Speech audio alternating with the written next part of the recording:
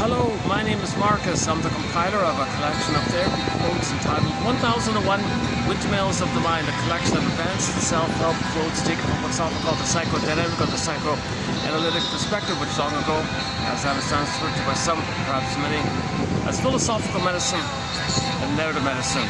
Sorry about the optics here. I'm kind of limited with shade, but in this video here, I want to pick up on the work of yesterday's topic, scapegoating, which was part one of a 3-video special run that we're now going to continue with. So this will be part 2 on the topic of scapegoating. Okay, and then it'll be part 3 as well. Part 1 was excellent. It was mainly, I thought, mainly because I read out an article. I read out an article from a 1960, a classic article back in 1960 about called The Troubled Child, the Disturbed Child Functions to Disperse the Tension of a Dysfunctional Parent. So I forgot the exact title. So the child is used whereby the parents see something about themselves respectively. They imagine that the child has that trait or need or wish or whatever feeling. They don't want to know it themselves. Then they coax, prod, induce, hope for, pray for, assign the role of that child identifying and owning that thing that each parent doesn't want to know about themselves. The kid identifies with that, he puts it together, creates some kind of, usually some kind of troubled, dysfunctional role. That allows the parents to disperse, to discharge some of the tension they feel when they see someone else symbolize, express, demonstrate, show what they don't want to know about themselves. So it's externalized, metaphorically put out. It's not in. They think it's out. It is in, but they think it's out. It's a mind trick. So if the kid is placed into the role of whatever it is, okay, it doesn't have to be like scapegoat. It could be like, be a star, be a doll, be independent, or be a hero, or be a clown, or do something for the parents. So the child is given a role, and that role keeps the parents together. That role disperses the tension that the parents feel. So the parents often have too much tension amongst themselves. When the kid comes on the scene, they just say, oh, okay.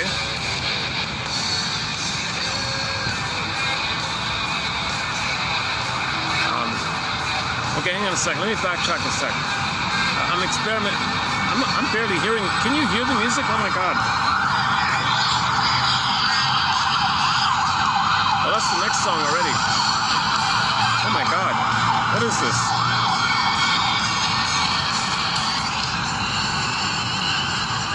Oh yeah, okay. Okay, I'll pick up on the point about scapegoating in a minute. Before we pick up and start part 2, I want to do like a preface thing here with the music. So recently, we added the classic rock band Mystery to our soundtrack. So we have songs from all around the world, all language, different genres, including progressive rock. So this band out of Quebec, out of Mystery, they have 8 albums so far. And so far, we have included 4 of their songs on our soundtrack here, the 1001 Windmills of the Mind soundtrack. The Inner Journey Part 1 about the grief process, got like a guided meditation about the grief process, and we use that when we talk about grief. Behind the Mirror, similar to Next Stop, Open the Door, Twilight Zone, so unconscious. So, like you look in the mirror, you see what you see, but behind the mirror, there's an unconscious. Everybody has an unconscious, a little empathy that everybody has an unconscious. Second, hidden self, second self, double self, shadow soul, the one who walks with them, who's not like them, who is them, someone's living their life and they don't know nothing about it. Everything about you don't know, repressed, so it's denied, don't see it, so behind the mirror, you don't see it. Mirror, you see it, behind the mirror, you don't see it, so shadow self. So everybody's a shadow self, and the shadow knows, and that shadow knows your trauma, how you coped, the pain you're in, the shadow knows the working model that it created, and the beliefs it creates, assumption model, internal working model, and because there's no time and there's a problem in your pain, the puppet master, or the unconscious self behind that, pulls the strings and recreates in the present. No, this is the past, hope you better pass, get out of the pain. We're unconscious pain, but we're numb it. Things are numb like that. So Behind the Mirror, there's an excellent song, one of the best songs, Behind the Mirror, makes reference, have empathy, realize that everybody has a behind the mirror. you know.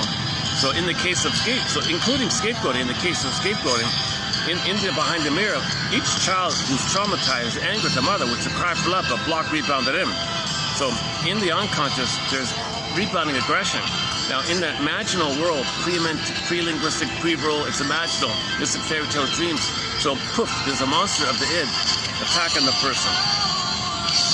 There's no real thing like that. It's the baby's continuous cry for love. The baby's in a continuous, kind of frozen, no time, continuous like a pump, but it's frozen, no clock. It's just continuous cry. But that cry became stress, fury, rage, shame. You build it up, desperation, panic, devouring fantasy. Now LIV, crunch, let us crunch up, reverse EVIL. Now maybe it's destructive fantasies. Now, but mother still says it's all about me, center stage, I can't meet your needs, whatever's going on like that. So it's got to go somewhere to maintain the cry for love to the mother. It's turning to hate, but the baby's hate to the mother is a cry for love, but it's blocked, rebounds in. Now he hates himself, but no, hating himself equals the cry for mother's love. It's just detoured around back in on himself. So in the theater of the mind like that, behind the mirror, twilight zone, in the unconscious, okay, shadow self, secret self, unknown self, double self, it's the memory of this theater going on. There's some kind of theater of the mind. The name of their first album, Theater of the Mind. And so inside like that, there's a monster attacking the soul. The soul is frozen, it's like turtled up, hiding or something, or morphing or running away. So there's an inner conflict like that. We have an inner conflict. We want to be our vital self, our true self, our core self, real self-activation, our true identity. We want that. But the monster is attacking us. We have an inner conflict like this. The monster is not an external thing from some other kind of, no, it's our inner wish for love, but it turned to anger, rebounded in. Poof, monsters of it attacking us. So we're attacking ourselves to cry for mother's love. That's the perverse, disturbed, compromise the baby's got to make to maintain hope for mother's love by hating himself. But now he's got the self-dilemma, how he's going to deal with the pain of his anger hurting himself. Okay, so several things. Number one, he'll pleasurize the pain as a trick called psychomasochism, and that works by chasing for symbols of mother. That triggers and reminds him of when he did have a once the mother in the blissful womb-utopia time, Dardavida Shabala Shangri-La Nirvana Paradise, and he gets the chemistry when he triggers the good old days above the pain he's feeling. Now the pain that drives the search for symbols of mother trigger the past has been liberalized, pleasurized, called psychomasochism. Oh, what's the next song? Oh, I see, the volume change on the next song. I'm gonna be playing two songs, two more new songs by that mystery here. So hang on. Let me hit the pause button for a second. Hang on a second. I'm not fully rested, so I'll be making more speaking mistakes. I'm a little sluggish today. Okay, so anyways, in one of the mystery songs called Behind the Mirror, okay, and related to our topic on scapegoating, okay, behind the mirror, twilight zone, unconscious, secret self, double self, okay, shadow, so that's like another world, like oceans and forests and the fairy tales like that. So in this other world, within these two worlds, that's powerful in there. Now, in this unconscious part of us, theater of the mind, like invisible psychic theater of the mind, okay, there's a whole thing going on, right? So in the forest, there's like a frozen. Your soul, the civilization can take an infinite number of forms. Could be a frightened child. It can morph into something and hide. It can turn into an animal, run away. It can fly away like a bird, go in or not wither, down a tunnel, down a cavern where the light is never shown. Echo turns to stone, a statue. Rapunzel's in the tower, Snow White's in a coma, Earth opens up and his core gets pulled down. There's an infinite number of ways to convey the symbolization that our budding beauty, our emerging self, our vital self, our core self, our true self, our real self, who we'd be had we been loved self, this potential of who we're meant to be if we're loved and it's safe to be ourselves. In the soil of the relationship, we can be ourselves, go to development, close, have the gifts of the treasure of the real self, true self. This vital self, our core self, is kind of suspended, put on hold, exiled, frozen, morphed, hidden, that kind of thing. So that's, in the theater, there's that. There's our real self kind of lost like that. The lost self, wounded self, frozen self, however you want to convey it. There's no one common, right? Now, the reason it's like that It's because there's a monster attacking him, and you're running away from him. You're shielding yourself. The soul can turn into a turtle maybe, and the monster's attacking the turtle. You know, you can make up it's an infinite number of ways. Like a ninja turtle, and the turtle's gonna fight back. But it's not supposed to be like that. There's not supposed to be this. You cannot fight with your anger, crying for mother's love, and attack. You're criticizing yourself. You're just feeding the beast. It's just get worse. You gotta identify the conscious person. Okay, the conscious person in the regular secondary mentation, secondary mind. Okay, conscious adult reasonable mind. You gotta recognize what's going on inside. What's going on inside is that once upon a time you wanted mother's love. For whatever reason, old cunning tale, it wasn't available. You became enraged, had destructive fantasies. Again, mother ignored your SOS, and she was so blind. And then your anger to maintain the hope, rebelling on yourself. This continuous anger to yourself is your cry for mother's love. Everyone's love or cry for love. So your vital self is kind of suspended. Now, this while this is going on, there's some kind of how this is presented in the regular world is that the child is going to play a role called a social role, social mask, pseudo self, false self, fake self, as if self, constructed self, ideal self, got to be perfect self, some kind of ought to be a perfect self, or just some kind of performance self or something. That's kind of like a condition. That's the role that the parents expect from the child that allows them to feel better about themselves. The child playing this role, the child being scapegoated like this, makes the parents feel more relaxed, and the child is keeping the parents together. He feels important maybe, and he's forced into this role. He doesn't choose it. No baby wants this role, but he'll adopt it. It's kind of forced upon him. But because he plays this social role, okay, the more he does so, waiting and waiting for his parents to, become mature and love him, and he's kind of holding a thing like that. Meanwhile, his vital self is frozen in the thing, and his anger is attacking himself. So in the unconscious, anger is attacking himself. Now the body, the organism feels pain, but it's pleasurized because part of it is you search for symbols of mother, which triggers the happy chemicals of the power.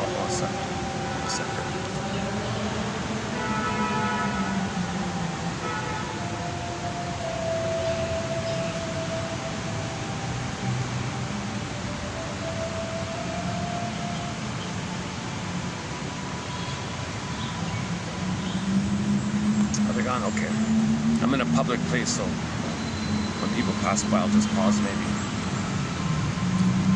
If I'm well rested, I could just keep going. I'm not bothered by it.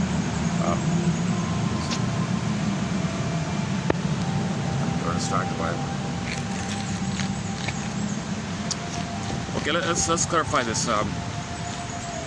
So, several things are happening at the same time.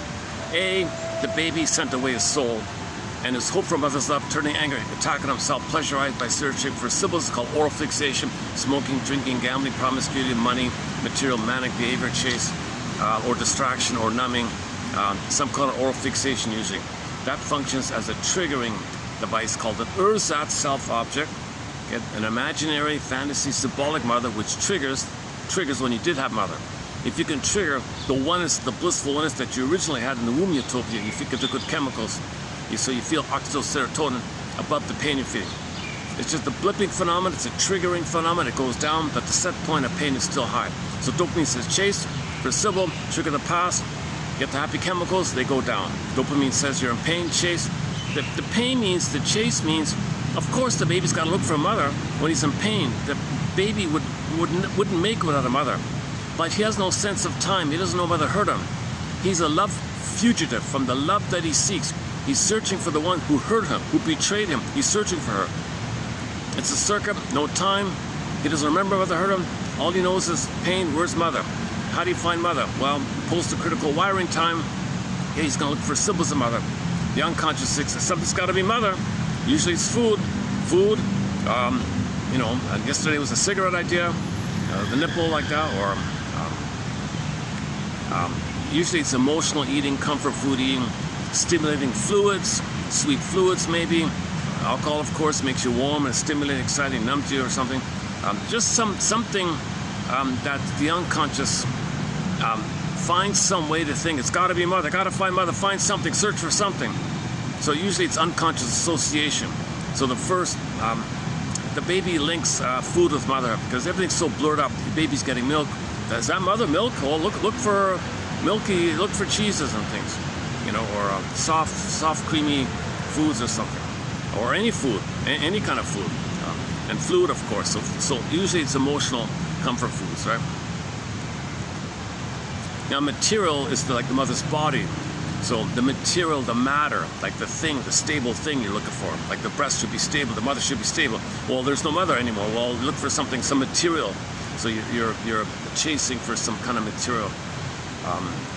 Breast milk is stimulating and exciting a little, so maybe the wine is a little bit like that. Anyways, it doesn't make sense. I know, in the Alice in Wonderland, there's no sense like that. There's no conscious sense. But the mandate is to reach for mother. The energy, all life force is to reach for mother. Love, hunger, love, craving, love, starving, love, starvation, constant craving, constant yearning. Everything is to attach. Attachment, hunger. Baby's got to attach. All life force is to attach. There's no hate or anything. It's just reach, like that. So he failed. He's in pain. Reach, right? But but the circuit is it failed. So you search for Sybil. It's the hope to trigger the memory of when you were safe. That's all it does. It just triggers when you were safe before the trauma. And then you feel better in a pathological nostalgia, good old days. But the event did take place. The circuits are there. The wiring is there. The curse, the jinx is there. You were cursed. You wired it in. You imprinted it in. That's the quote-unquote fate. The cards you're dealt, right? So these cards keep you in constant pain. So search for things to make you feel better. Search for make you feel. So search for the future, for something that motivates you. Dopamine is chase for the future. And the thing in the future is mother. No, it just triggers when you had mother. So you're kind of busy in this rigmarole of searching for symbols. A mother called ersatz self-object. It's addictive. They call it, Alban and Paul referred to it as an ATM, an addictive trigger mechanism. Okay, then you're dependent on the pain, happy chemicals because of the pain you're in.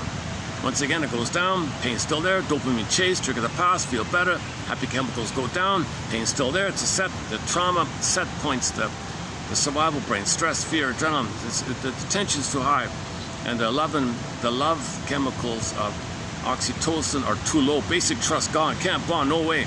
It's safety, pleasure, comfort, pleasure, delight, serotonin, no way, too low. So all he has really is dopamine, the excitement of dopamine, because you anticipate love and safety when you get the thing, when you get mother. All you can manage to do is trigger the past. So this is this rigmarole is cloaked. The top layer of the cake is rationalization. You need to know. We don't want to know this. We don't want to believe this. So the it says the ego, hey ego, cover me.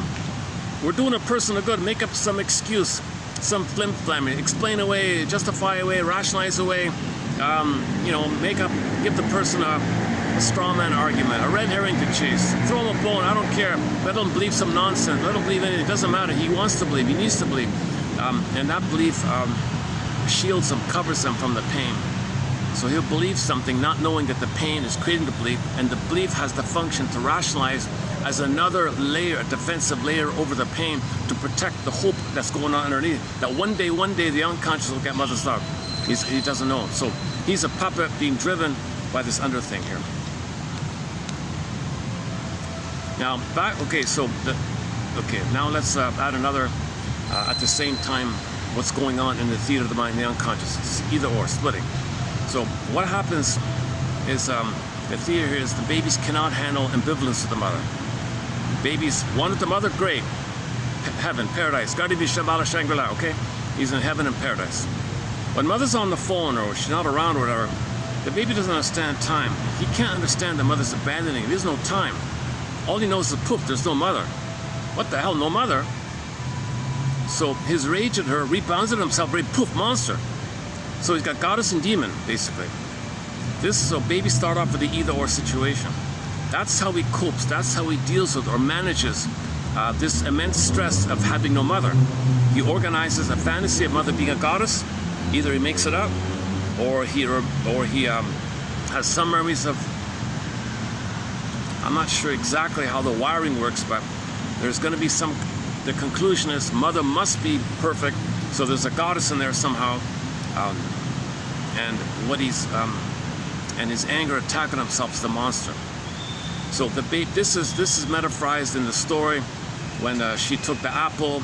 Okay, that's the unity fell from the garden, either or, good and bad. Bite the apple. It's not a sin. It's just development. It's child development. Religious stories and it's all about child development, psychological, emotional trauma. It's all about trauma and development. Okay, it's code for inside dynamics. It's metaphor for inner life, like that. All of this stuff is about development, child development. You can take any story, religious or not, a fairy tale, myth, it's all traced, loop back to develop. Okay, Garden of Eden, oneness, and either or, and goddess and demon conflicts, and the fight coming out of the canal, we'll get to it in a minute, and then they need to go through the developmental process, the rapprochement phase, and feels like a king and a god, and either or, of course, and flip-flopping, and identification with the aggressor, because one mechanism to identify with the aggressor and treat others the way you were treated. And they got this thing, and then to survival is the hall of mirrors, no time, so you can flip-flop a lot. There's a lot of little machinations going on in early on trauma. So let's just go back to the core one called either or, okay, psychic splitting. Psychic splitting. So the baby cannot figure it out. How is it that mother loves him? And click, mother's gone, and his rage fills him, attacking himself in lieu of mother. So now he's got a monster. That's his mother? It's no way. Separate bin, compartmentalization, repression, bury it, no way. Okay, so he cannot, quote unquote, contaminate or think that the loving mother, he needs to believe mother loves him. He needs the connection with her. It's a lie, but he fools himself. He lies to himself. He says, no, my mother loves me, she loves me 100 times. So he's got to lie to himself, and that's the way to, the reality denies. Okay, he denies the reality that mother failed him, and his own anger is attacking him. That anger is not his monster. That's some alien monster from the sky injected into his brain. No, it's within. Can't you see? Can't you see? This stuff is from within. Sings the band Delirium. We played the song Delirium. We played a song by the band Delirium yesterday called Self-Saboteur. Can't you see? Can't you see? It's all within like this. Okay, anyways, the myth is helpful. In myth, the apple is the nipple. Okay, somebody bit the apple, right? Crunch. Well, that's the baby's rage at the nipple, the nursing. Something went wrong. Mother wasn't holding the baby right. She was in a bad mood, or her angle was right. Something happened in the nursing time, and he bit the nipple. Teeth or no teeth, I don't know. He just bit the nipple, right? Bit the apple. That's the moment when the paradise is lost. Then you got click, click, either or. That's how he deals with pain. Either or, click, click. So the baby does a click, click thing. Now in the psychic structure, this is what you go by in life. These are your maps and your blueprints, your stencils and schematics. You're laying down how it is with the world. The mother's the first world, and that's your prototype of the world, and you go by your memory of the first experience.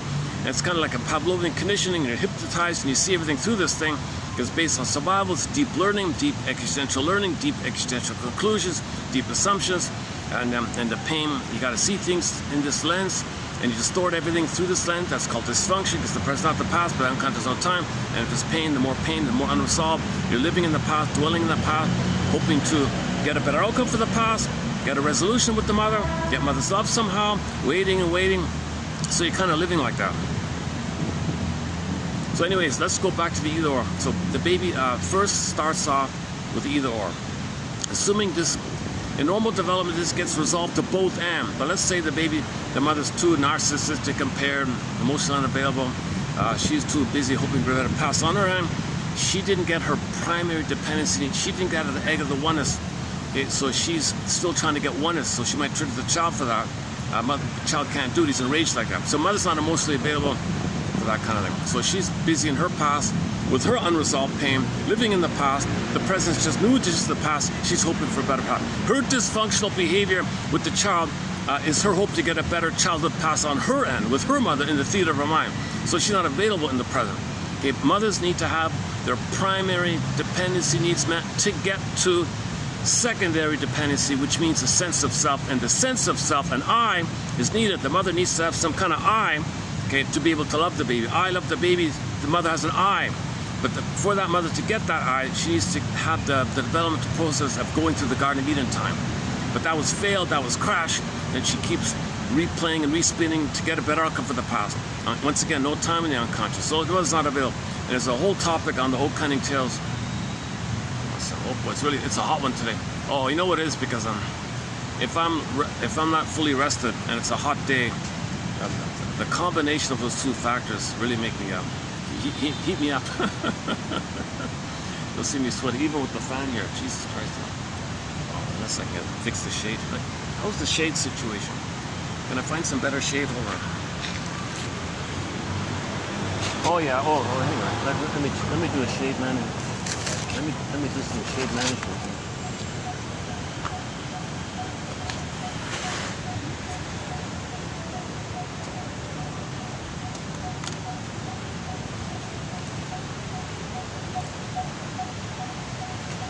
Oof, a little better, I guess. Okay.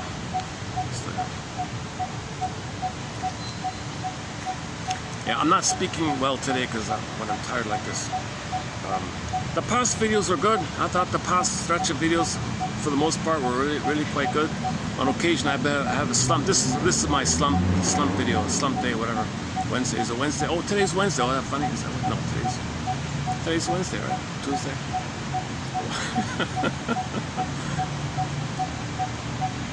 Okay, it is. Hang on.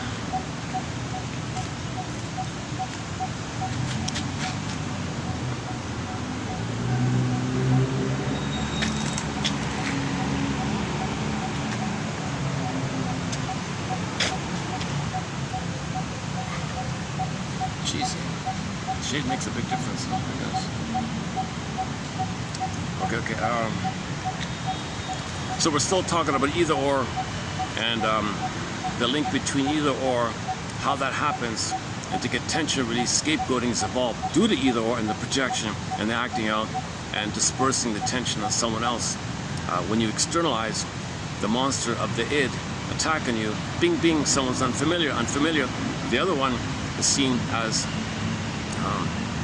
the thing that's attacking you. Oh, they're a threat. All you have to say is the word threat. They're a threat. Oh, bing bing. Then you disperse your tension that's going on with them. The other person is you, and you make the Faustian deal and shame them that they were ashamed. And from your self point of view, they're your mother who hurt you, and you're angry at your mother, and you feel very angry and very, how dare you, mother? I'm gonna survive. You're a threat. Like, no, they're just they're a poor farmer who's just trying to get by, and nothing to do with you, kind of thing. So yesterday's topic. Okay, let's clarify that point. Okay, back up a sec. Laveman puts it this way. Larry Laveman recently discussed. We discussed the work of Larry Laveman, Tess Forrest, Stephen M. Johnson, Robert M. Counts, Tess Forrest, Joseph Barnett, and Teachworth, and one or two others. So the past 2 weeks have been really great stuff. Okay.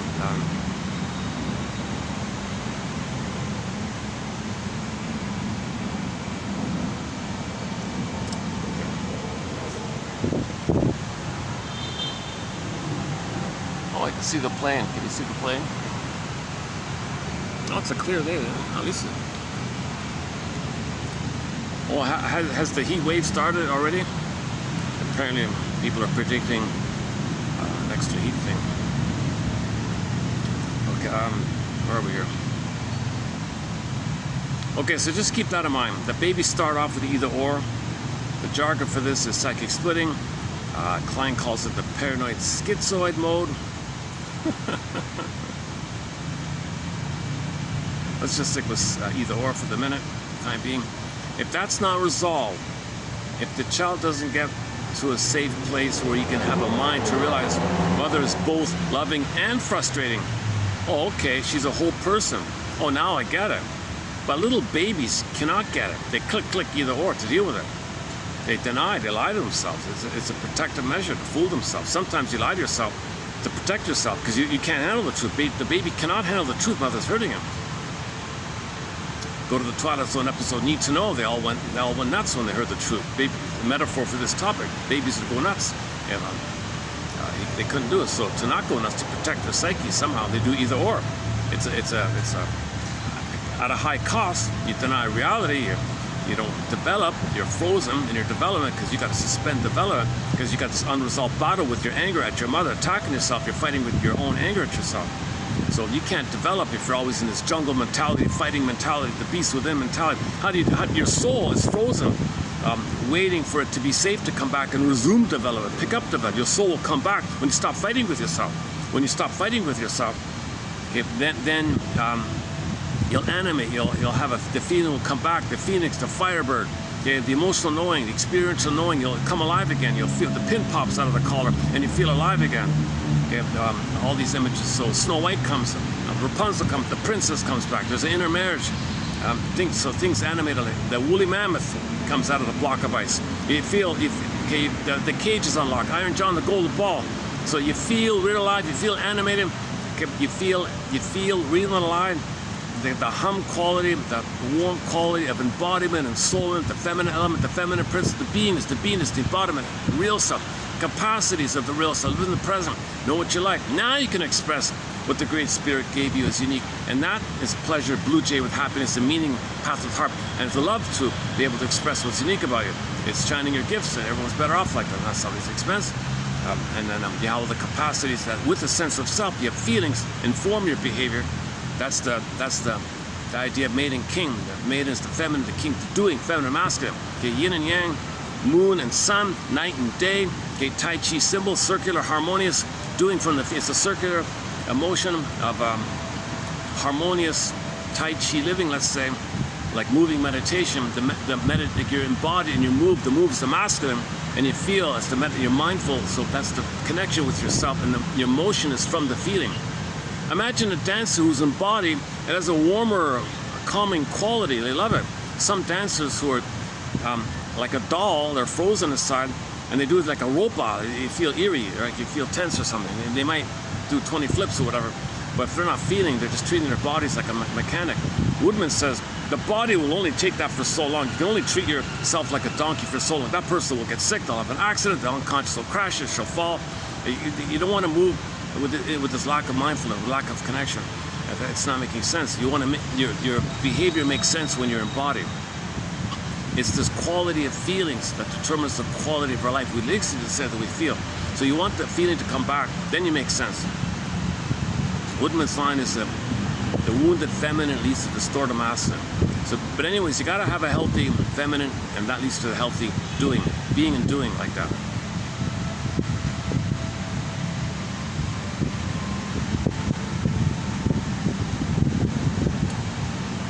We were talking about either or, right? Let's just go back to either then. So the baby copes to either or in the mind. Okay, goddess and demon.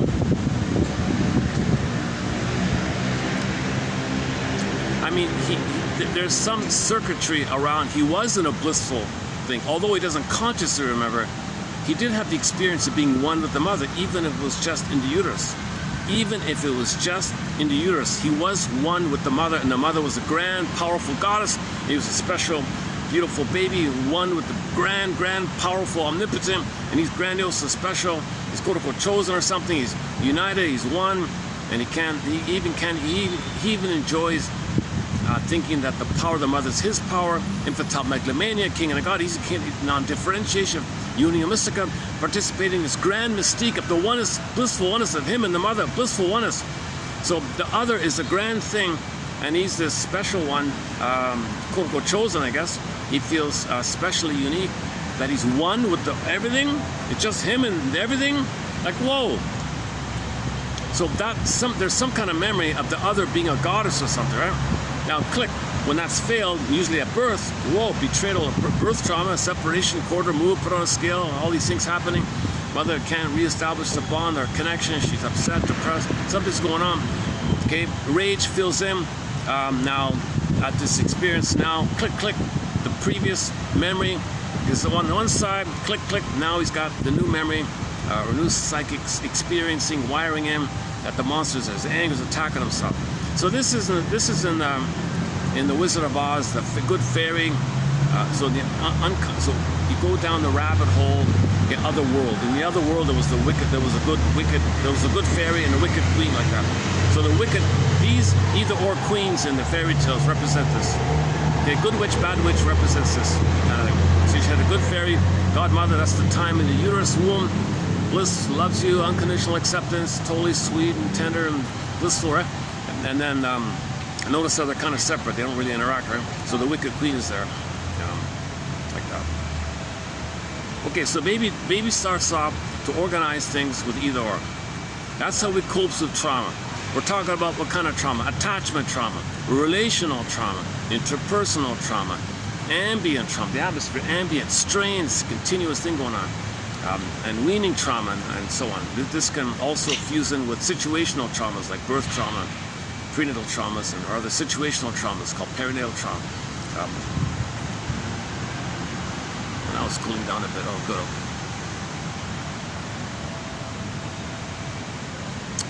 Where are we here?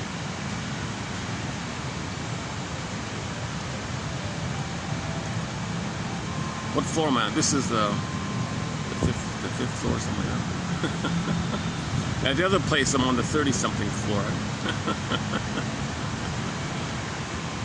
I kind of like, there's more space here for me. Like, I feel like there's more space here.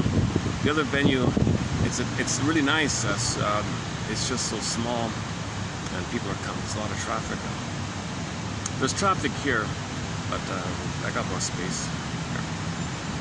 Okay, give me a second. Let's wait for these people to my side pass by here. So, is that the weather here? Oh, it feels like 41.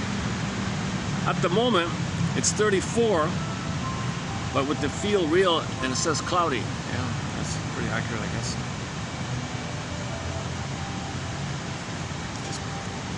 Are they gone? Okay. So let's just leave it there for the time being. Okay, it's babies cannot do under heaven, over hell. Okay, play the song Storyteller by the classic rock band Street Heart. Great song called Storyteller. There's a line in there. Under heaven, over hell. Babies cannot do under heaven, over hell. It's hell or heaven.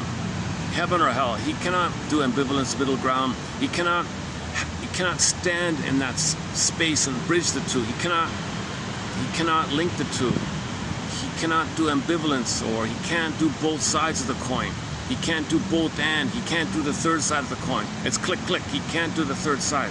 Okay, cause the theory is, it contaminates the need for the good. He's got to believe Mother's a goddess for survival. If Mother's not a goddess, click, it's a monster. But the monster, once again, is his rage at her, rebounding in on himself. It's a symbolization of the animating quality of his rage and fury and oral stage. That's why it's cannibalistic. All these images, all these wicked queens and witches, they want to gobble you up, right? Hansel and Gretel, they want to eat the child. These kind of things. That's just code for the baby rage in the oral phase. And his oral needs an element. So just imagine a baby in rage and crying, and he wants to, not just milk, not just food. It's like the sweetness and the safety with the mother. Mother, teach me how to soothe myself.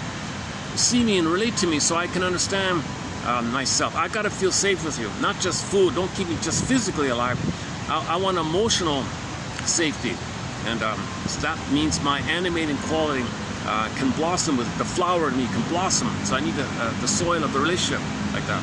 So babies have connection for identity developed. You got the two core things, the attachment and identity blossoms in the soil of the attachment. Mother infant dual unity, think of it like a garden with nutritious soil, and the flower, the budding beauty, the emerging true self of the child, like a little flower that's going to blossom. It means it's going to animate himself. He's going to be animated. So the feminist would be a princess within, like that. And if that's there, then the golden ball associated with that is the radiance and the warmth and the vibrancy of your feelings. So in the Iron John story with Robert Bly, okay, the soul is in the cage. In trauma, the soul went into the cage. Okay, the wild man God represents your whole embodiment, your vital self, feeling real alive, like a wild animal. It could be an animal, it could be a wild man, or just any kind of. he's a hairy, ancient, wild, just something to represent a symbol, not real. Don't take it literal. It's a real, just symbol of your animating, powerful embodiment. Like you could put a bear in there or something. You could put any kind of animal in there, really. And so the Iron John character, okay, the Wild Man character, so he's not dangerous. He's not nothing like that. He's not a savage. Nothing like that.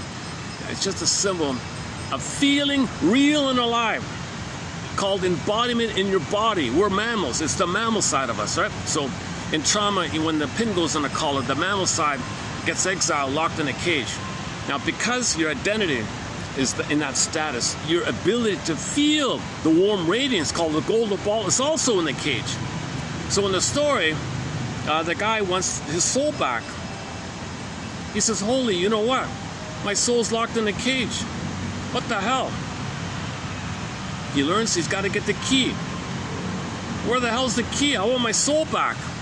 He learns that the key to the cage that houses and locks away his soul and makes him feel all this emptiness and hollowness.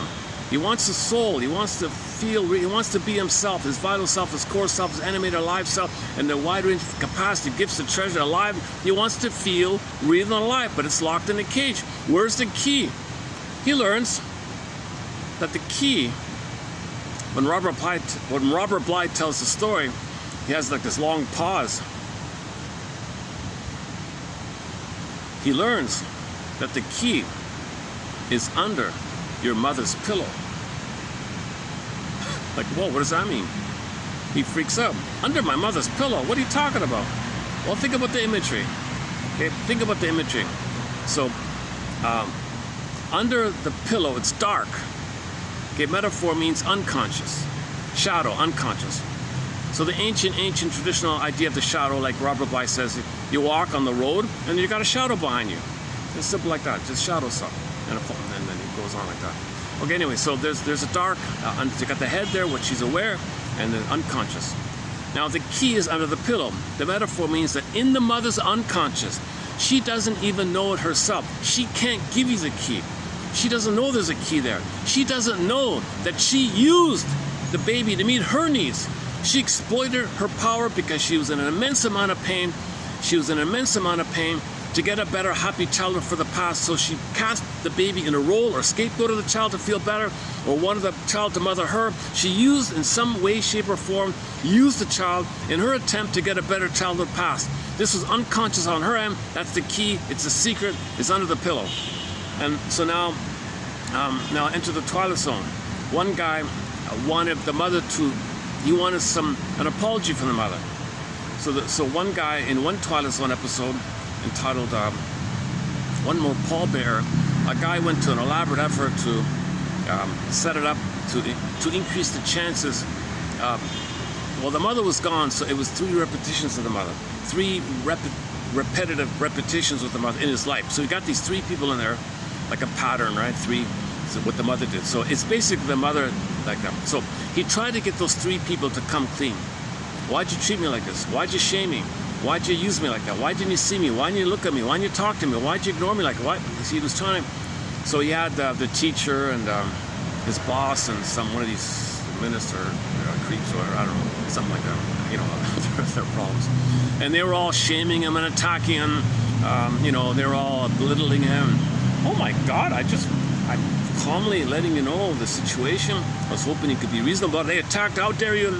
So that was like a repetition of the mother. Mothers are always looking for an opportunity to make a center stage all about them, and they're in pain. They want to draw the attention on themselves. So they were doing the same thing.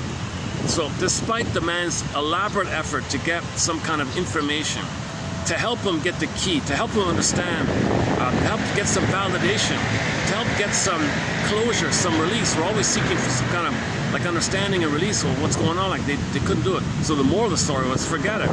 Okay, Robert Bly says the same thing. You pick up the phone and ask for a confession. Forget it. They'll attack you. Mothers know how to push your buttons because hey, she sold them on. She won't tell you. She's enraged at it. She thinks, look, when I was a child, she'll guilt trip you. When I was a child, I had a hard life. You know, so yesterday was the neighbor said, your child is naughty. Oh, but I'm the victim.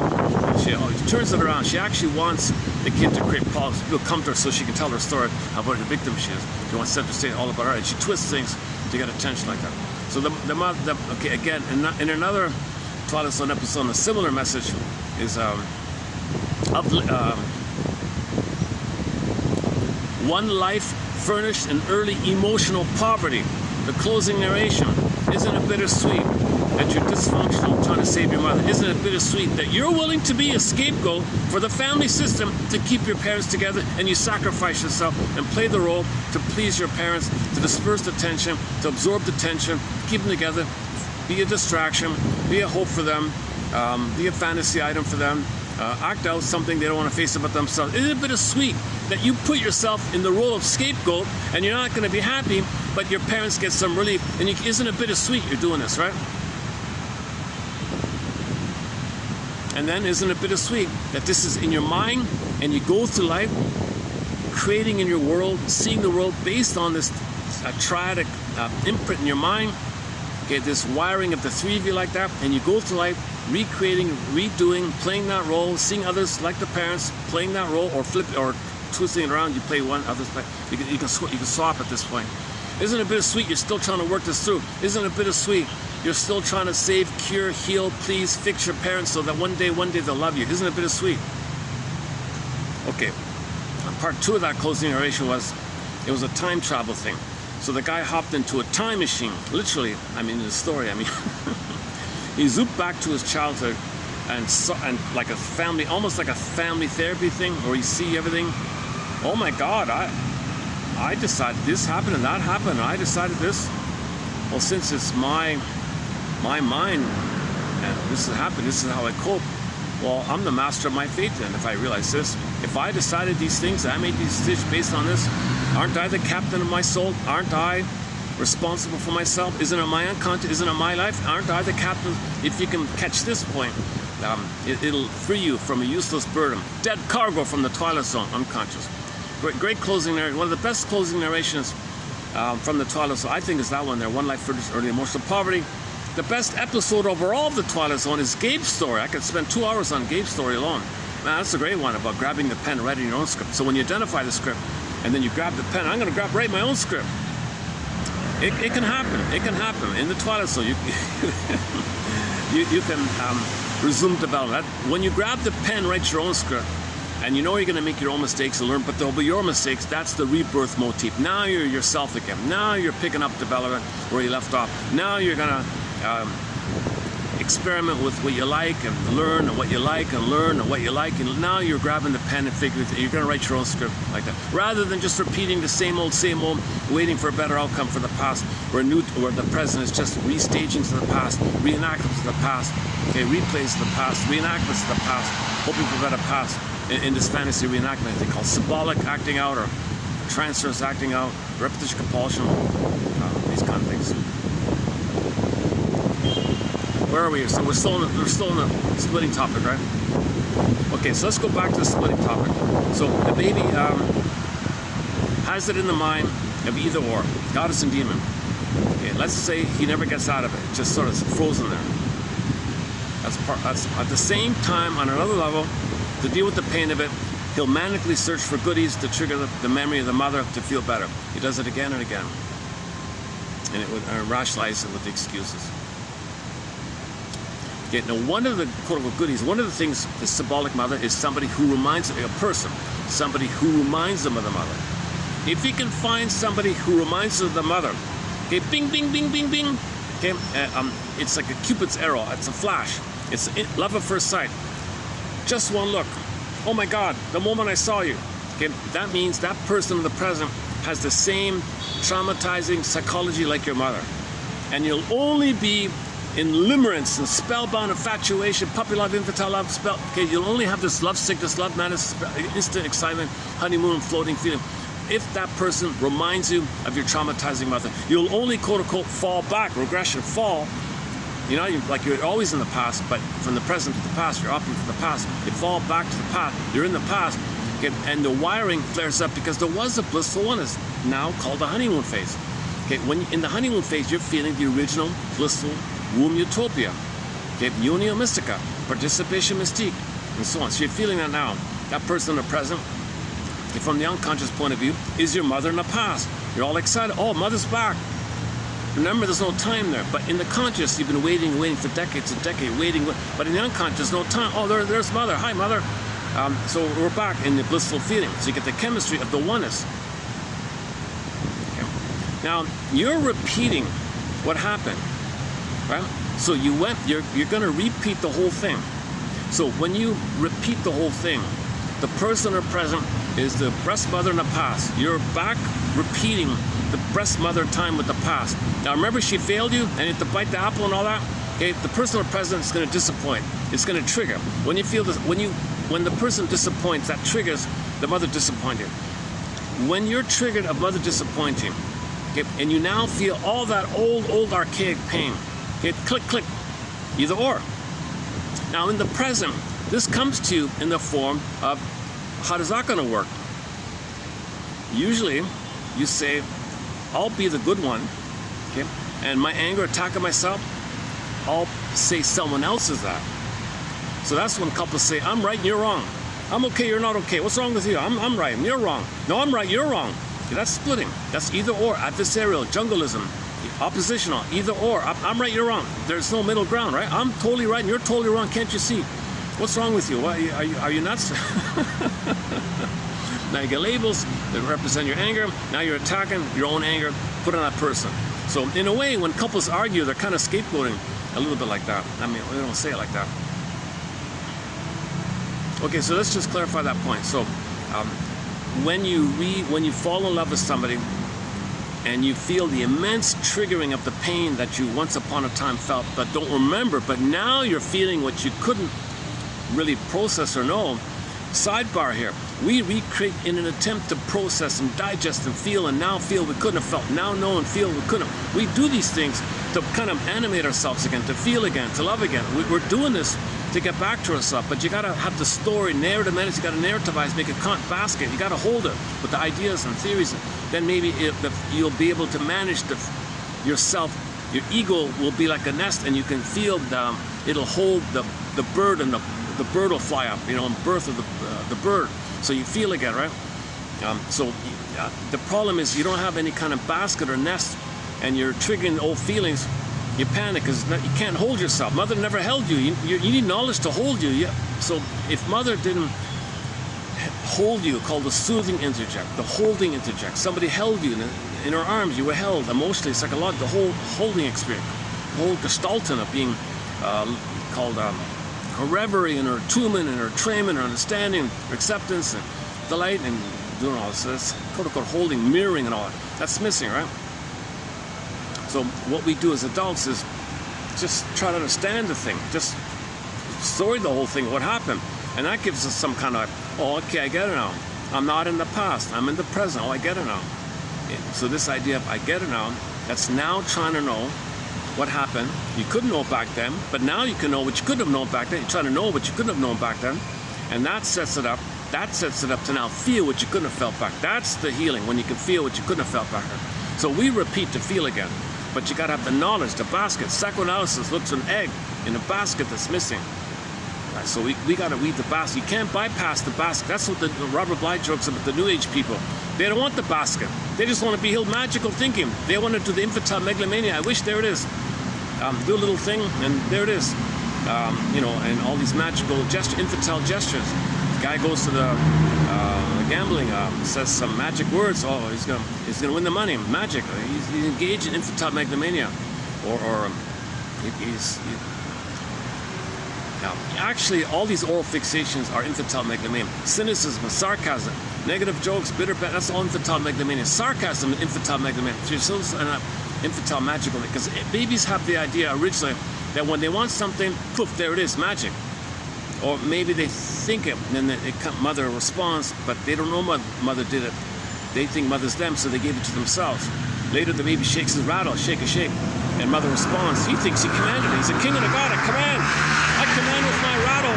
And mother responds. He thinks he created it with the shaking of his rattle. That's like, later on the person buys a biscotti. Here's a biscotti. Come on, biscotti. Mother, oh, I feel better. Oh, I did it myself. These kind of things. Infantile. So, all right.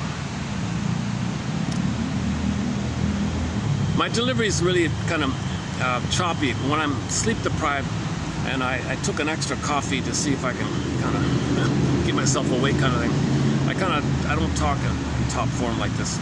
Sometimes I'm rested, I'm calmer, it's probably nicer to listen to. Unfortunately, probably half of my videos, I'm guessing at least half of my videos are filled with too many ums and ahs and stops and starts and self-corrections. Sometimes it's minimal, sometimes it's heavy, I don't know. It's more about the tension, I feel like. The tension comes across when I'm like this. I can feel it myself, like, all right, let me calm down. I hope the point got across somehow. I'm trying to get the message out. Let me first get the message out. Some people are good presenters, but there's no message. Well, I was entertaining, okay, but you know, the message is the healing. So it's an odd situation to have the right balance between the delivery, because most people do interpret the message based on the messenger. I don't represent the message. I have not been analyzed. I'm not a shrink professor, midwife, doula, nutritionist, gynecologist, forensic psychiatrist, criminal anthropologist.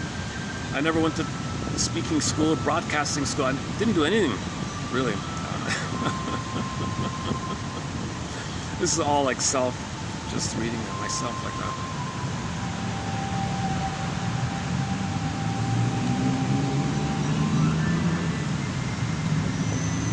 Where are we? All right. Okay, let's finish up the point about deliverance. Okay, the spellbound. Okay, enter the song. Now, a lot of these songs that we have, Katie Lang's Constant Craving, Constant Yearning, okay, still haven't found what I'm looking for. Recently we played a cover of the song called I Want You to Want Me, a cover of that song by Chantal Charlotte. The original is copyrighted. I need you to need me. I beg you to beg me. You feel just like me, right? You're sad just like me. We're one. See, he's trying to induce the oneness. He's desperate for the primary oneness, the symbiotic, fused, merged, primary dependency. So a lot of these songs, many of these songs, are in that phase, that original phase of wanting the oneness. You're the one. You're my everything. Barry White, you're my first, you're my last, you're my everything. Can't live with you, can't live without you. So, and then the problem in relationship is you need it, you didn't get it. You're trying to, but you can't have it. You can't go back in the time machine and redo it. That person, not your mother, the past. But you want it, but you can't have it. So the chaos like that. Now the memory, the spark is the honeymoon. Love begins at second sight, by the way. This first sight stuff is not love. That's transference stuff, commonly known as limerence. Limerence is like a phenomenon where you're the limerent and the other person is the limerent object. Okay. So it's not like person-to-person, companionship, person-to-person, thou-to-thou. You're a limerent, and he's a limerent object, just to be a little more objective. There's not like mutual companionship, love. Okay, Freud and thou-to-thou. There's no like eye-to-eye like that. Okay, it's one person wanting oneness. That person is triggered, reminds you of the chemistry of the oneness, because that person reminds you of the mother, because that person's same psychology like your mother, or same physicality of your mother, or same behavior or mannerisms or something reminds you, right? And then it triggers. They fell in love right there. Okay, so now in the present, when you have this falling in love thing, okay, and it's just wait a little while, it's gonna fall. Okay, play the song Love How You Love Me. Play the music, watch the music video to a song entitled Love How You Love Me by the singer Melanie Thornton. So you got these people on the walking street, I think, and they're walking around, and you see all these, a guy and a girl glance at each other. Woo! Cupid's arrow, spellbound. It happens mutual. They dropped their bags, hold hands, and they were floating up. So they love at first sight. It happened instantly. They didn't even talk to each other. By the way, don't get upset if it's not mutual. This is a right brain, instant thing from the right brain. It's a chemistry reaction of the right brain of the pre-verbal time. You can't consciously command that. If somebody outside will trigger.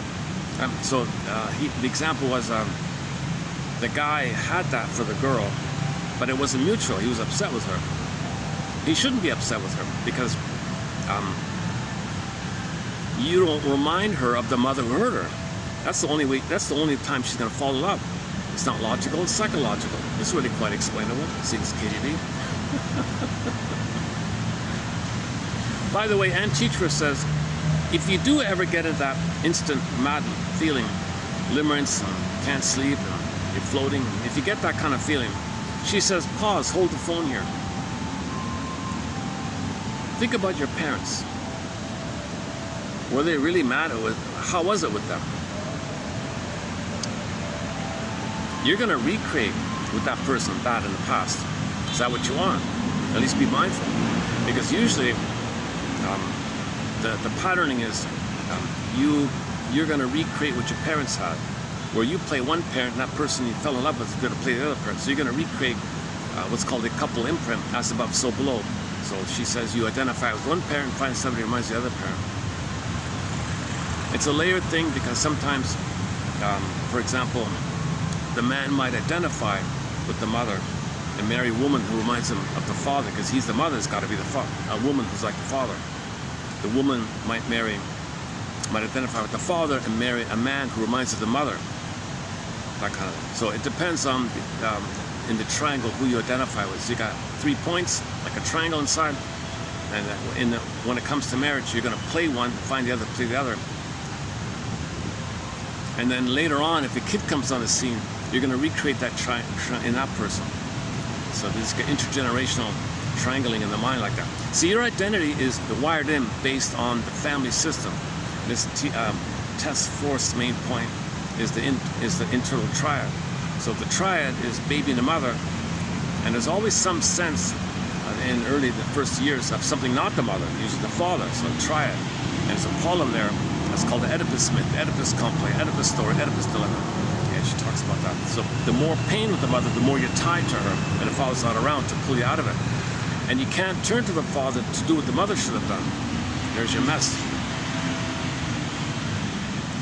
Okay, let's not do the Oedipus story. It's the Oedipus myth is a metaphor. The myth's the metaphor for the commonality that if mother hurts the child, that child will be tied to her, the ties that bind. So psychological incest, not a marriage. The outer shows the story, the marriage, but inner, one, fusion, symbiotic. You mean like that, the father's not around. Okay, test forest. Check out, just type in forest in our collection here, double R. You'll get great quotes from her. A great author. We discussed 6 of her articles and 9 of her husband's articles, 15 articles by the power couple. They were a power couple in the 70s and 80s. A high demand couple. They flew around the world giving lectures. These two were amazing. Joseph Barnett and his wife Tess Forrest. No books, but if you bundle up Joseph Barnett's articles, the 15, I found 14. The bulk of it is the core 14, and she has, I think, just basically 6, maybe a couple others. But I had 9 from him and 6 from her, so 15 articles. So I plucked out the top 15 articles, maybe all in there, 20, I don't know. I just plucked out 15. Some I can't find her. That has won a Golden Windmills of the Mind Award. So the most recent recipient of a Golden Windmills of the Mind Award, okay, went to the 15 article bundle by that power couple, Joseph Barnett and his wife Tess Forrest. Some artist drew a portrait of her called Tess in Blue and Tess times 3 or something like that. There's 2 of them.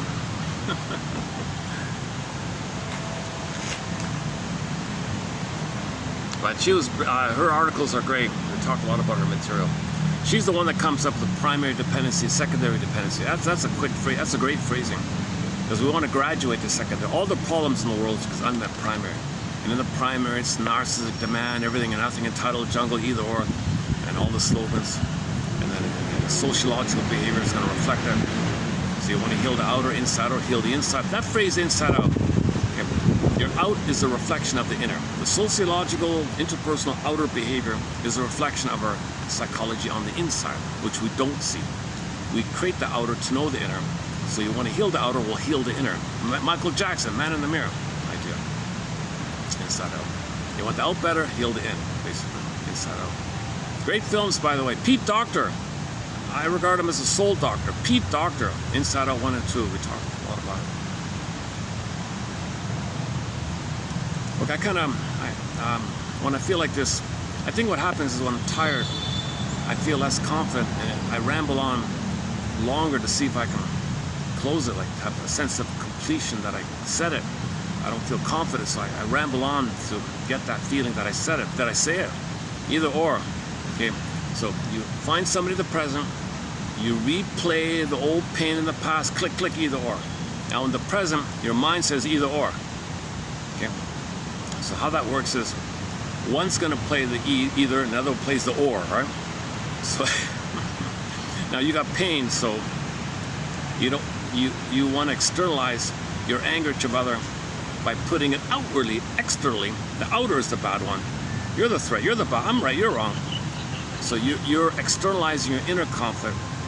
Okay, and now it's externalized, and there's some kind of tension or release.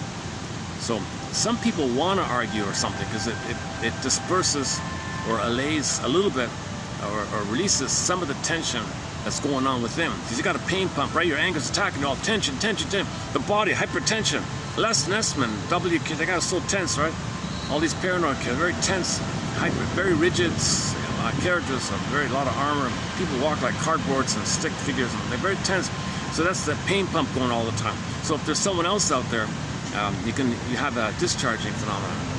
So okay, now so that's keep that in mind as a backdrop. Now yesterday on scapegoating, the main message was this tension issue. The parents are frustrated with each other. The kid comes on the scene. They don't know how to be a parents. They do not know how to be a parents. They do what's called projective identification, or role assignment, or swapping of disassociations, whereby kid, how about you play me and I play the monster? The monster's attacking me, you're me, I shame you, so you're gonna be shamed. I'm scapegoating you. So I feel some dispersal of the tension. So the anger of the monster is linked to the mother. It's not the mother, but she'll identify with the aggressor and attack on herself. Baby, you play me. I'm gonna play this monster thing, this thing that's attacking me, my anger attack, I'm gonna play that. So it's going, and I'm attacking myself, but I can see you, I disperse, like, whoo, I release. When I see you as me, you're gonna play me. So as I disperse, as I criticize you and shame you and say you're no good and all that, okay, then that kind of diverts some of the tension onto you, and you gotta hold it, you gotta contain it, you contain it. Now he's gonna have body symptoms and he'll have body armor trying to hold, he'll do defensive things to cope with it, he'll play the role in the mask, he'll sacrifice his soul, go away, mother's dangerous, the child will exile his soul like that and play the role of some kind of protector or savior or avenger or what do you call it? Yeah, today's coming up. Yeah, people have different names for this: the scapegoat, the savior one, the identified one, the identified patient, the index, the problem child, or something like that. I forgot. I'll get to it in a minute when we get to it. So stay tuned for a list of alternative names for the scapegoated child. Insult to injury. As the mother is shaming the child, at the same time, on another level, while she's shaming the child, she hates the child. Because she'll play herself and see her anger image, which is the mother, onto the child and say, you're a bad child, I hate you. So she shames the child, rejects the child, and then hates the child. So she hurts the child and hates the one she hurts. This is a very ancient phenomenon called as men hate whom they hurt. Okay, so in a famous novel, some guy hurt someone, his friend said, don't you feel badly? I hate him. Why do you hate him? You're the one who hurt him.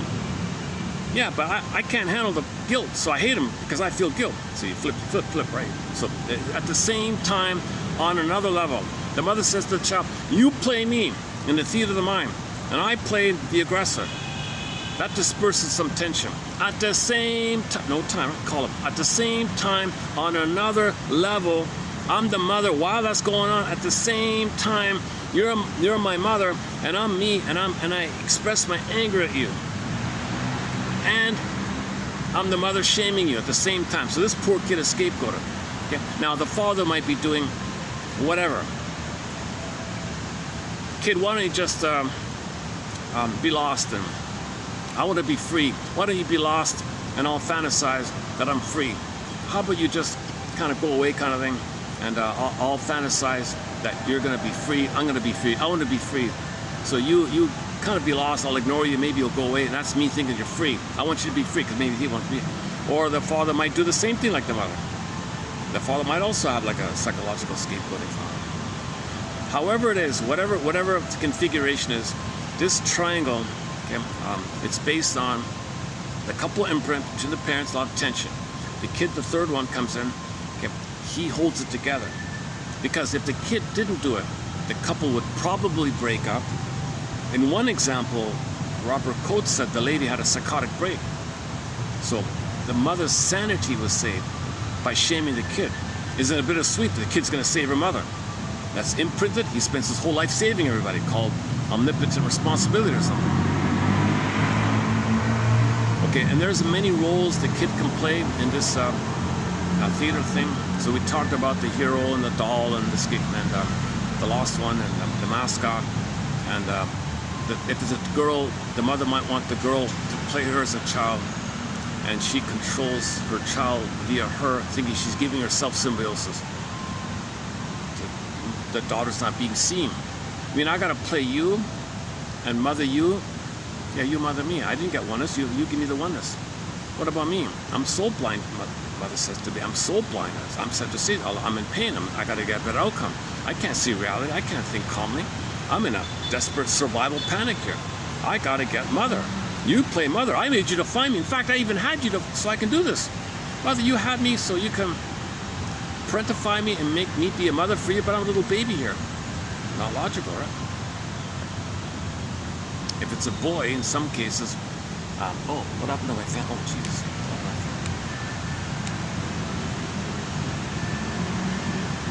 Sometimes the mother has a boy and says to the boy, son, I want you to be a rebel with my cause. What's your cause, mother? Well, when I was a little girl with my mother, and I expressed my anger at her, she ignored me. I'm in a rage at this. You play a Lou Ferrigno version of me, and maybe with your forcefulness and your demanding, angry, strong, powerful demeanor, maybe she'll listen, and in the theater of my mind, mother will respond. So she ignored me as a little girl, but maybe if you're me as a Lou Ferrigno, maybe she'll, get the message that I want her love. So your anger and your rebelliousness, okay, is my cry for mother's love. You mean, mother, you want me to go out in the world and think that the world is your mother, my grandmother, and you want me to tell the world, whom you think is your mother, that I'm supposed to now believe is my grandmother, to love you in the theater of your mind? That's right. I lost the ball. Hang on a second. I gotta plug this in all of a sudden.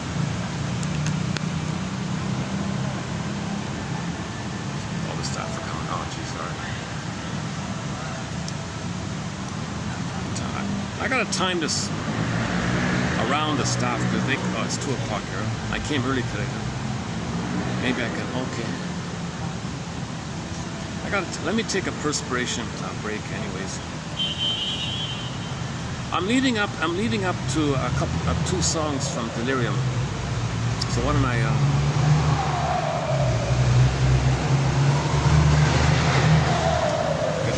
let me I want to play 2 songs by the band Delirium. I'll explain why in a minute. So let's let me change my chair here. These guys like to hang out there, so let's just let me move it up there somewhere. Okay, this song is called Submerged. 1998 album entitled Destiny with a question mark.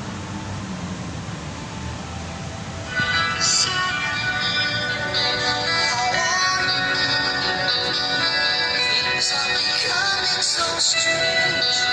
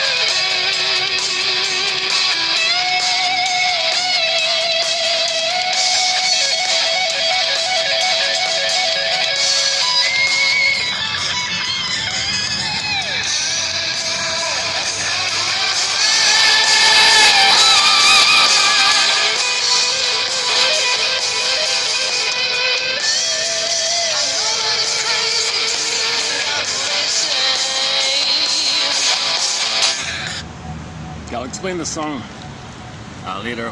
So let's reverse things up. Let's finish this scapegoating topic, and I'll come back to cover the two songs, Submerged and another one of theirs as well, off the same album, Destiny, their second album, 1998, second album by the band Mystery. Destiny, and they put a question mark on it. So I want to cover two songs from that album and hopefully add them to our soundtrack, because the message is great. The psychological message of these two songs I want to discuss are pretty good.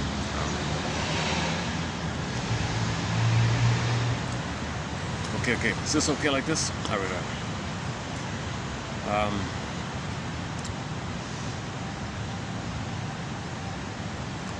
So we were talking about the spellbound.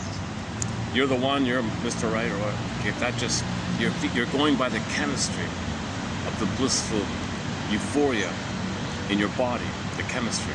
It just triggers it. You don't even know the person. You just saw them 1 second. How are they the one, right?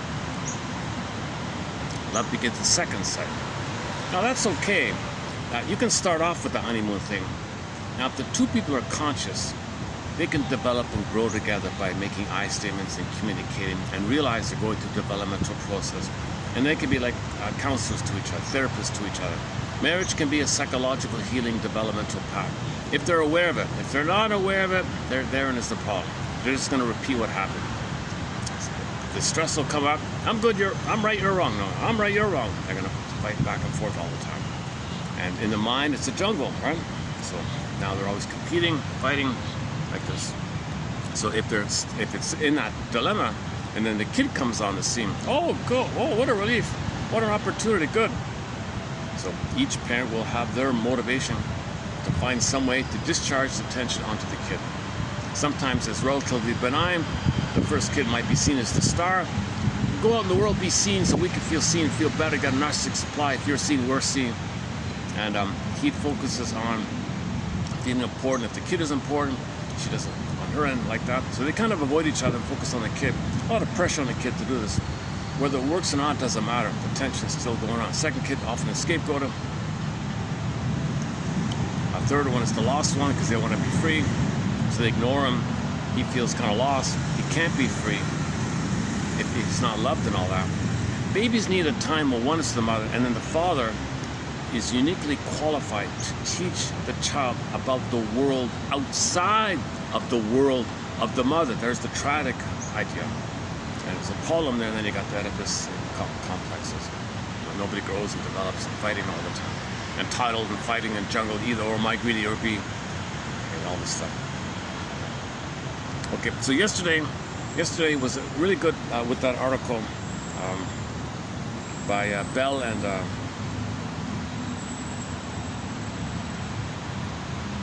I have it hanging here? Do I still have it here? Oh, from the book. I got it from the book called A Modern Introduction to the Family, 1960 book. And I read out highlights from this article. Article number 30, was it? 30. I get the fly here. Entitled, The Emotionally Disturbed Child as the Family Scapegoat, by Vogel and Bell. On number 30. They've got 50 articles in here. So if you're interested, go to yesterday's video here from my point of view, from this date's point of view. The video posted just prior to this one. 80, it'll be marked TQ 3284, I think, right? And I read segments from this article. Excellent article. I can't believe the 1960 article. I kind of summarized that they talk about if the parents had, like, say 3 children, why one, not the other 2? Like, how did they select it like that? This issue of if the kid looks like him, if the kid looks like the father and she hates the father, she'll escape the kid that looks like the father, things like that. So they kind of went through, they had like a checklist kind of thing. So I read through their checklist of things.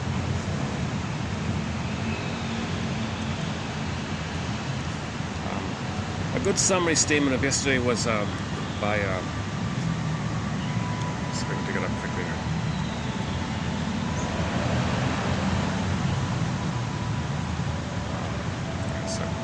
good summary statement of yesterday was this one. Oh, and second thought. Okay, here I got the quote. Let's just jump into today's quotes. No, let's do that summary statement. Hold on. Where is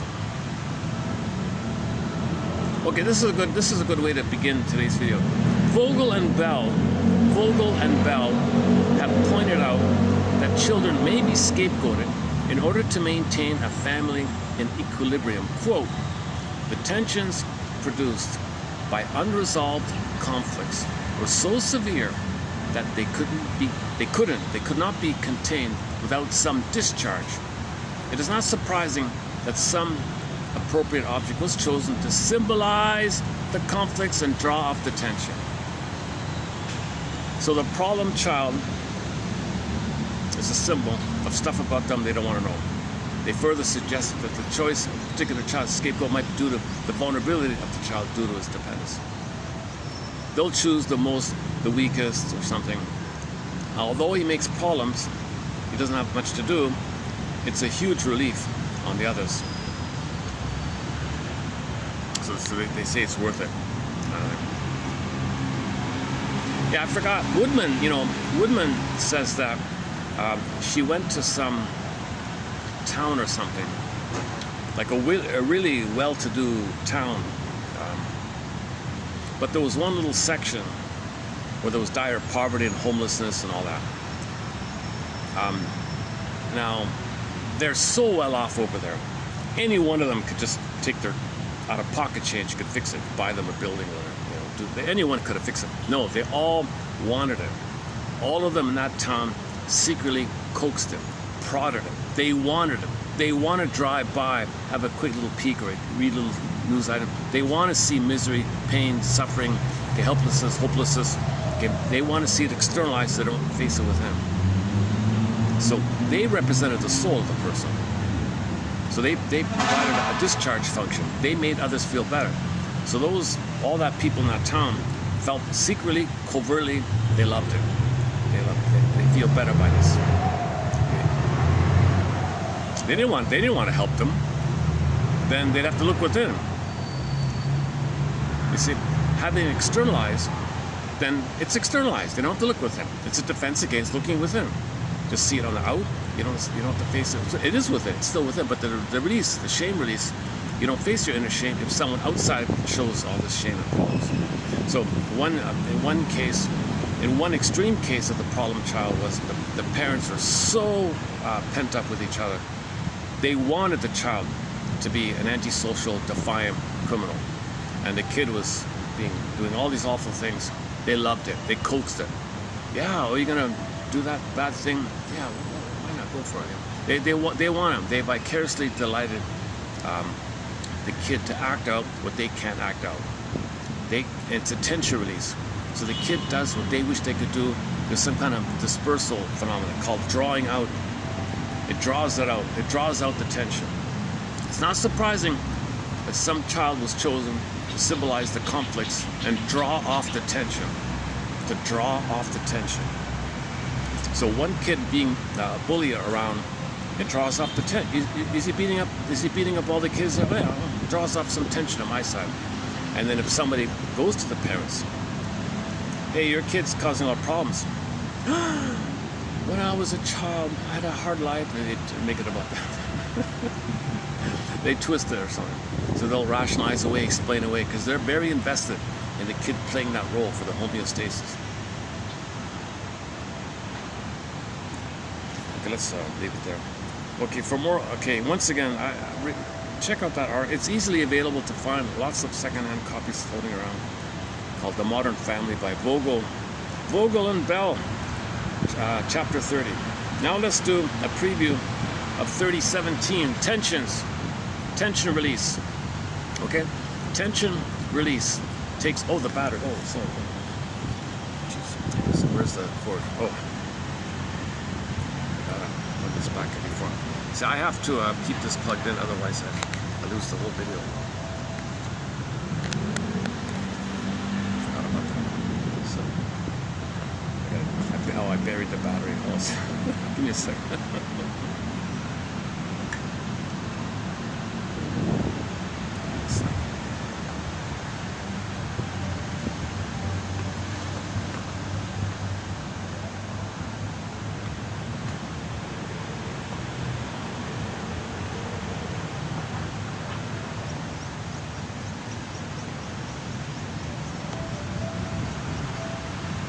Plug this in. Hold on a second.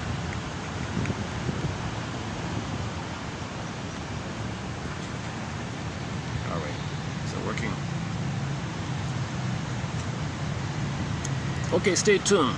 Some good quotes coming up. So now let's begin part 2 of our video series on scapegoating. Tension release takes the form of scapegoating outsiders and or powerless ones. So usually it's the weakest, right? Or I mean the most powerless, the most vulnerable. So in the family system, the child that offers the least chance for success, the least skillful, the least talented, they'll pick on him. They'll be the scapegoat. Don't worry, you don't have to do anything. Just be a mess, and we'll feel better about it. So we'll go about, we'll do everything. You just be nearby. You don't leave the home. You stay around. You don't have to have a career or have love or anything. Just stay around. Be a wreck. There's a room for you or whatever. Just be a mess. Sleep all day. I don't know, whatever. Just be around. Just be a mess. And we want to see you in the corner of our eye, like in the Windmills story about the villagers. They were all driving their BMWs, but they wanted the corner of their eye. They wanted that little messy little homeless encampment thing. So that was like a home version of that. So that kid was playing like the emotionally homeless, depressed kid like that. Okay, by the way, in yesterday's, one of the points made by Vogel and Bell is that, let's say you had a small rural area, and they're all work for the same company, let's say. They got to get along with each other. They don't want any conflicts amongst themselves. Even though they all hate each other, they forcefully are polite to each other, but they kind of don't like each other. It's very tenuous, these links. So things are very tense with everybody in that town. In that case, if there's no newcomer, like outsider, bing, bing, bing, then they scapegoat that one, right? Then there's no one on the outside of the thing. And they just have themselves. But there's tension there. They don't want to fight amongst themselves kind of thing. They lose their jobs and all these problems, and they don't want to risk their job. They can't afford it kind of thing. But they're eager. Oh, wouldn't it be great if some migrant family came in, then we could all say how bad he is, and they can all gang up on them and talk about them and laugh about them, and make jokes about them and insult them, and then blow off steam, draw off tension. And that newcomer family can be scapegoated.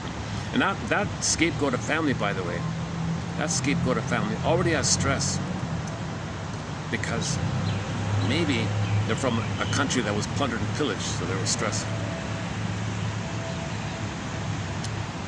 So they already have stress of losing their home and all that because the country is plundered. They come here for safety, and then maybe they're being used as scapegoated. Now, in that family, in that scapegoated family, the parents in there have a lot of stress on so many levels, right? The move, loss of the home, being rejected by the host or whatever. And now, in that family, the parents might scapegoat one of their own children. Now that kid is going to be a mess in that family. Within the scapegoated family, there'll be a scapegoated child. Now that scapegoated child in the scapegoated family is the savior of the whole village. The whole massive company thing. That one kid who's naughty and problematic and disabled, whatever problem child version of it is, he's kind of like holding the tension of the family, which funnels in all the tension of the community. Can you believe it? Okay, so let's say there isn't this newcomer family, and they all work for the same company, town, whatever. Now they got it. Okay, so remember, the idea of scapegoating is long ago. Okay, the people were not happy. They take a goat, and they would all walk. I don't know how the ritual went. They would all approach the goat, put their hand on it, and tell them their problems. Okay, next you tell them, or write on the paper, put it on the boxes. I don't know how to read it. And then, okay, after everyone said their complaints, put on a paper. Oh, there's no paper. Just say it or something. I don't know. Everybody's had their say, whatever. Then they released the goat into the wild, and he's gone. And the people thought their problems were gone. It was just a power suggestion, fantasy kind of thing. So that dynamic of drawing off tension with this exercise doesn't work, of course, but you feel better for the moment out of it. It's a trick. It's a perverse trick. I don't know. Desperate to blow off tension. But you're not healing what's causing a tension. It's just a symptom relief. It doesn't heal what's causing a symptom. Okay, that same thing happens within the family. Within the same family, one kid will be goaded. One kid's going to play the scapegoat. So let's say in the company town, there is no immigrant family to blame or whatever. So each family within will nominate one of their own children to play that scapegoat thing. That kid will be naughty or problem child in that family. And the parents get along with themselves, tension dispersed. That means they can go out into the community, go to the company factory or whatever, and they get along with each other. The others doing the same thing, and they all get along. They're all very tenuous, right? And it's all held together by each family's problem child, each family's scapegoated child. That's all this.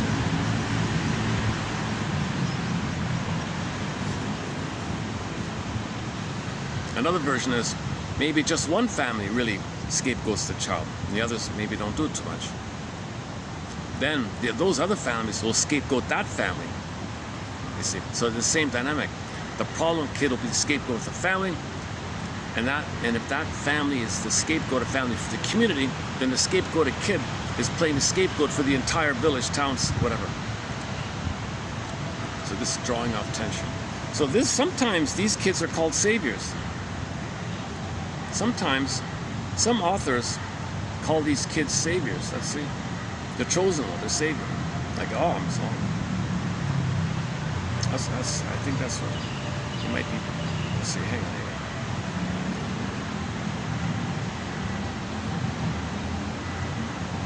Okay, sometimes called the delegate child, the delegated child, the spokesperson child, the index patient, the avenger one, the identified patient, the index patient, etc. Okay, the problem child, scapegoated child. Okay. In spite of their different labels, these labels refer to the phenomena of an identified patient who contains the pathology for the family system, thus preserving the functioning and continuity of the family as a group. So whatever label you create for the scapegoated kid, and the shrinks call it the identified patient. So they got a family. One is the problem, the symptom. Hey, he's a symptom. The symptom, there's the identified issue. No, it's not. So back to Freddy in the cartoon, psychoanalysis. The couple were both extremely verbally abusive and narcissistic. Freddy was a teenager. He became a delinquent. They took Freddy to the shrink. Fix our kid. What a problem kid. See how we're such victims. We're such good parents. We're wonderful parents. Aren't we, dear? Yes, dear. We're wonderful parents. Yes, dear. And Freddy's such a man. Come on, shrink, fix him. He's the symptom. You two are the problem. He's the symptom. Freddy, here's a quarter. Down the road, there's a laundromat. And there's a pinball machine in there. I want to talk to these two. You go play a round of pinball on me. Here's a quarter. Freddy's happy to run down, look for the laundromat, and play with the pinball. You, sir, I'll see you every whatever. And you, ma'am, I'm going to refer you to Dr. So-and-so, and he'll see you. What? Blasphemy! We're wonderful parents. He's the problem. No, he's the symptom. You two are the problem. You're scapegoating him. You're coaxing and prodding and manipulating and inducing explicitly and implicitly, consciously and unconsciously. You two have a covert collusion, unconscious covert collusion to make them like this so you feel better about themselves. You found a way to feel better about yourselves by scapegoating him. He's expressing the shame and the hate and rage and problems so you don't have to face it within yourself, and you don't got to face each other. You just don't talk to each other, do you? No, we don't. You don't communicate with it. No, we don't. You're like a cold kind of silence. That's right. So you see, so all that frustration is diverted to him. Oh my God, son of a... Yes, this is called The Emotional Triangle by Murray Bowen. Here's a book for you about Murray Bowen's theory called The Emotional Triangle. I'm asking you, you got to read this. If you want Freddy to get better, you two got to get better. He's only the symptom. If you two get better, Freddy will get better. So here, ma'am, here's a copy of this book, or this pamphlet about emotional triangle and scapegoating. And here's a copy for you, sir. I'm going to see you on Monday, and you'll see Dr. So-and-so, I'll send you the details later. Okay? And they were grumbling, ouch, how dare you blaspheme, we're wonderful, how dare you say there was something wrong with it? They wandered on and on like this. Finally they came around. Okay. Now Freddie had to see therapy, of course, and the shrink said to him, there's a real you in there. You never had a chance to be identified to yourself, and I'm going to help you get to know this part of you. I'm going to help you get to find you, the real you, this fun you, this interesting you, this creative you. There's a real you in there. I'm going to help you find this one. Really? There's another me other than this scapegoat role? You mean there's something else other than this this juvenile delinquent thing I got to do? No, there's a creative self, a beautiful self in you. It's undeveloped, it's submerged, it's hidden, it's buried, it's exiled. We're gonna kind of, I want to help you connect with this and form a relationship with this, and we're gonna support this and diminish this role thing. You don't need to do this role thing. I'm here to help you, support you with the real thing, so you can be your real self, your true self, your authentic self. And Freddie was all excited. Oh, that's great, Shrinker man. I'll see you next week. He was all happy. Excellent cartoon. It's a comic series called Psychoanalysis, 1955 comic.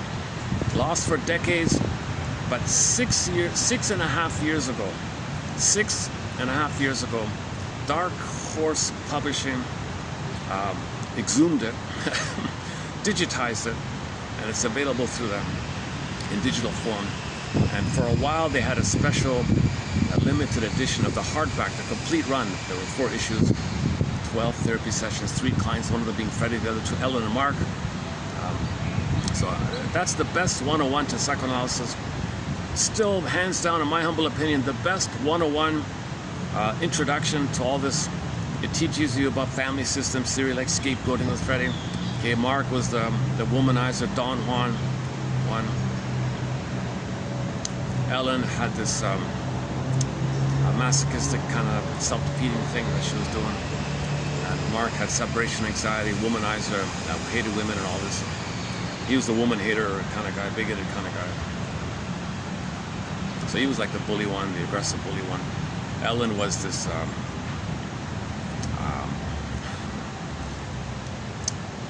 she projected the critical mother onto everybody and assumed everybody was criticizing her. Self-fulfilling prophecy. She climbed up. Then people said, what a snob she is. Then they brushed her off. See, I knew it. So she recreated in the present what happened in the past. She didn't know it. And the only time she got mother's response is when she fell down. So she's very clumsy, breaking things, and maybe people would respond to her, get attention. Things like that. And Freddie, so that's a great comic. You learn about repetition, compulsion, separation anxiety, developmental process, and so on. Okay, back to, let's begin here. Tension release takes the form of scapegoating outsiders and or the powerless. So the first choice for the town would be to focus on the new immigrant town, right? The new immigrant family, let's say. Because bing, bing, bing, bing, unfamiliar, right? Unknown, you don't know them, different language, whatever, you don't know them, that triggers Pavlovian conditioning. Unknown, bing, bing, your own anger attacking yourself, the monster, that's unknown to you. Something unknown on the outside, unfamiliar on the outside, triggers the threat on the inside. Then you say they're a threat. You just didn't know them. You just didn't know them. So in the pillage and plunder system, all somebody has to do is say, over there, they're a threat. That's the excuse to pillage and plunder, that people want to draw off tension.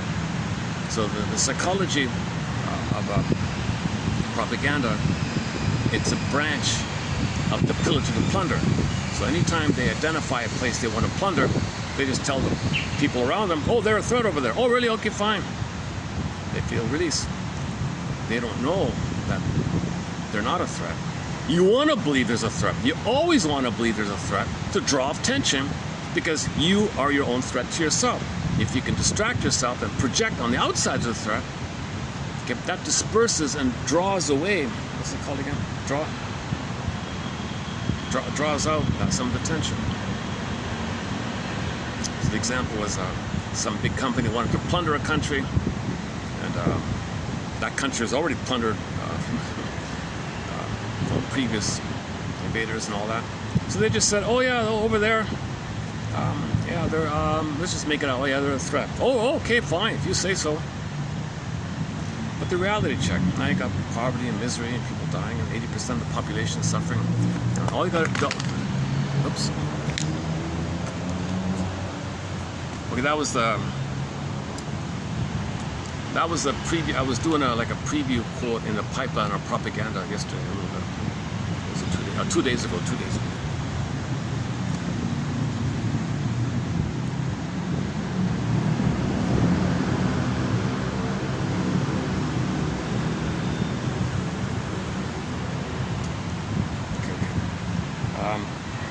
Jesus, hang on a second. I got to do another little thing here.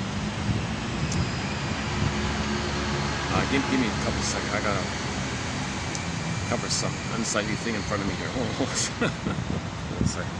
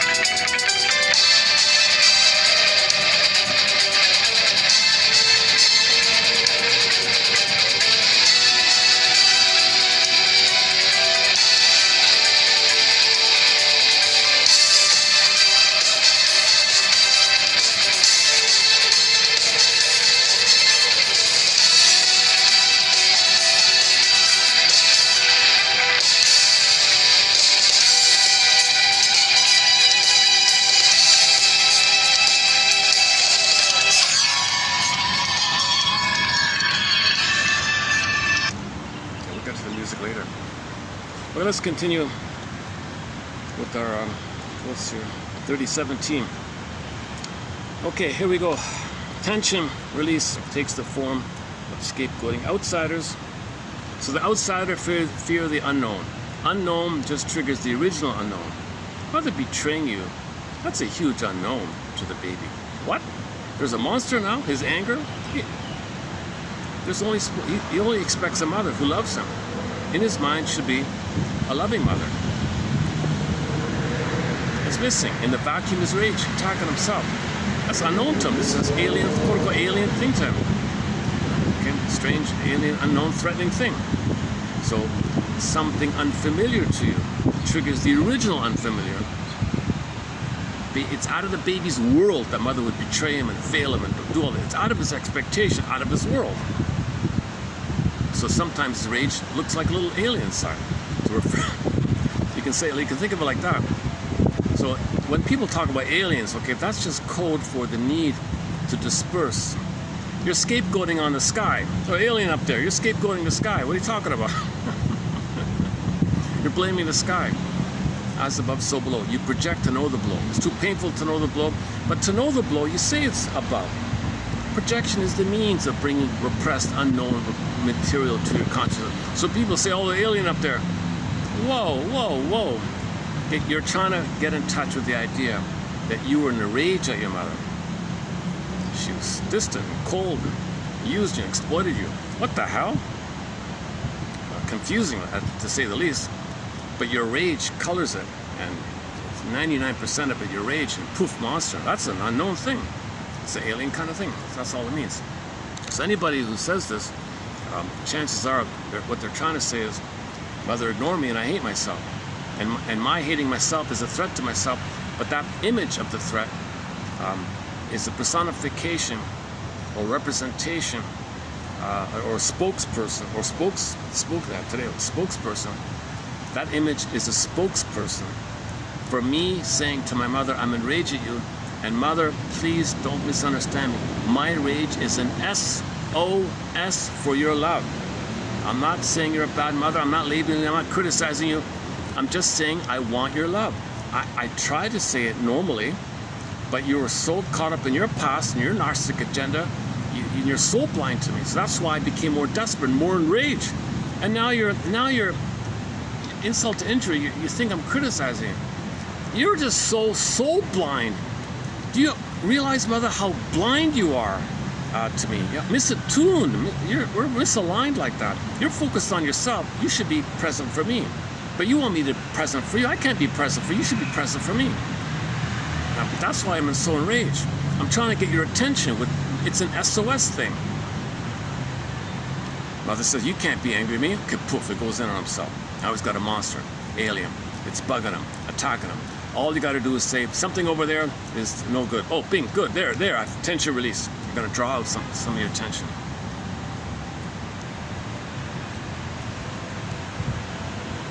What one hopes is that the pain is put in some sort of perspective that leads to genuine reckoning without glib blaming or scapegoating.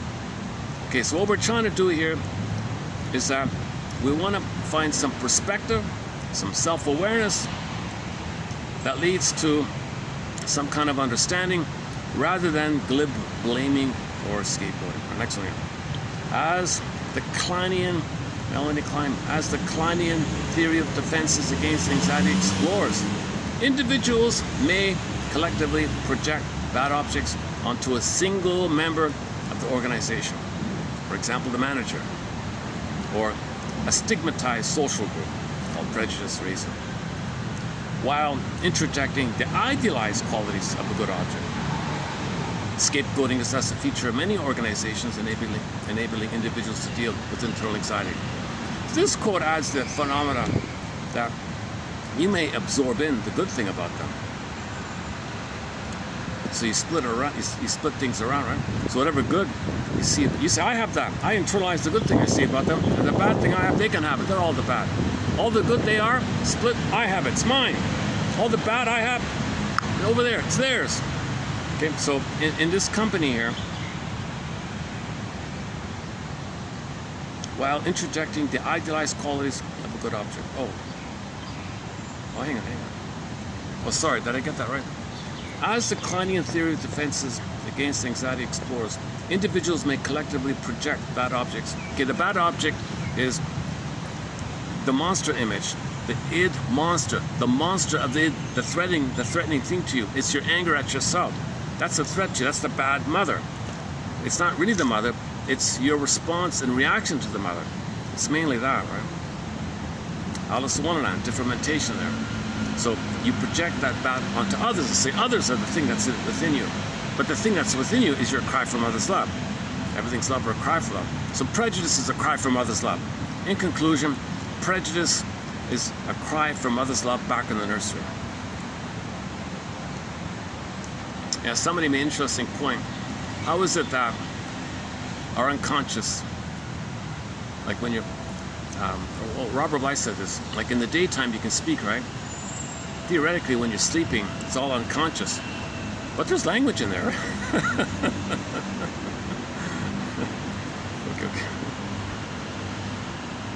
That's not an important point. Wait a minute, I think I missed something. As the Kleinian theory of defenses against anxiety explores, individuals may collectively project bad objects onto a single member of an organization. Okay, so in the company, everybody says the manager is a you-know-what. Or the newcomer, whatever.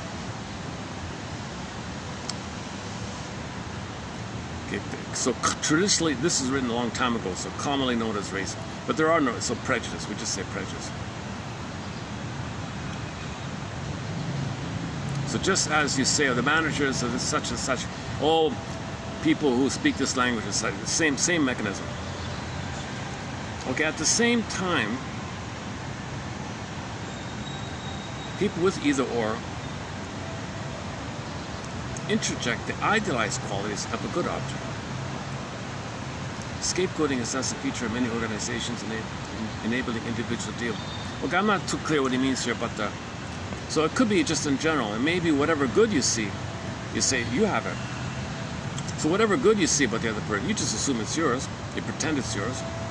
And whatever bad about you, you just pretend and act like it's theirs. So you co-opt their goodness, and so you import their goodness and export your badness. So that you see them as not having their goodness because you have their goodness. So the other person has some goodness. That's me. All that goodness, that's mine. Ha ha. That's I got. They don't have that. And the badness you feel, they have all that badness. So you see them as not having their goodness because you have their goodness, and you see them as having your badness, and you don't see yourself having that badness. This is the fusion. The baby and the mother are one, things merging around like that. Things are mishmashing and flip-flopping around like that. So splitting and projection, interjection, things. Okay, next one here. Group development takes place when group members stop scapegoating others. When they stop using each other or outsiders to manage their shared anxiety. That's a good one. So you want to grow, you want to develop. If a husband and wife wants to grow and develop and be who they're meant to be and have some creativity and joy and love in them, they got to stop scapegoating the kid. Come clean and apologize and say and articulate exactly how you scapegoat your kid. Tell it to them. It's a mourning process to come clean like that. So if parents want to develop, they got to identify to the kids the role they gave them, the fantasy, the expectation, the pressure they put on the kid, how that kid played a role for them, and stop scapegoating the kid and stop asking the kid to play such a role. Say, you can be who you're meant to be, no condition. You don't have to play some role for me like that. You're allowed to be who you're meant to be. And then maybe they can grow. Again, group development takes place when group members stop scapegoating others, when they stop using each other or outsiders to manage their shared anxiety. Okay, imagine a small town, and they're all united by saying, fill in the blank or bad. Well, they're not going to develop. You're not developing by that. Look in the mirror and own. You're talking about yourself. Prejudice is confession. Reclaim, re-own, synthesize, re-accept. Projection is the means of bringing this unknown material to your synthesizing capacity, awareness, ability to yourself. Reclaiming yourself, knowing yourself, accepting yourself. Okay, the quick image for this is back to the theater of the mind. You're in the audience. On the stage are personifications asked by yourself. You are also the stage director with the script. Okay, some characters are behind and they pop over, called defense mechanism. So they want you, so that means you got to see your defense mechanism. Everything in the theater of the mind is all in your mind. You are all of those characters. So you're watching your own theater of the mind. On the stage, some parts you recognize, some parts you don't. And you're the director following the script. Now, there's a lot of characters behind that are clamoring to get on stage, but you don't want them. But they hop over anyways, called defense mechanism. So you got to study defense mechanism. Okay, scapegoating is a defense mechanism. Okay, either or thinking in the projections, the tension release.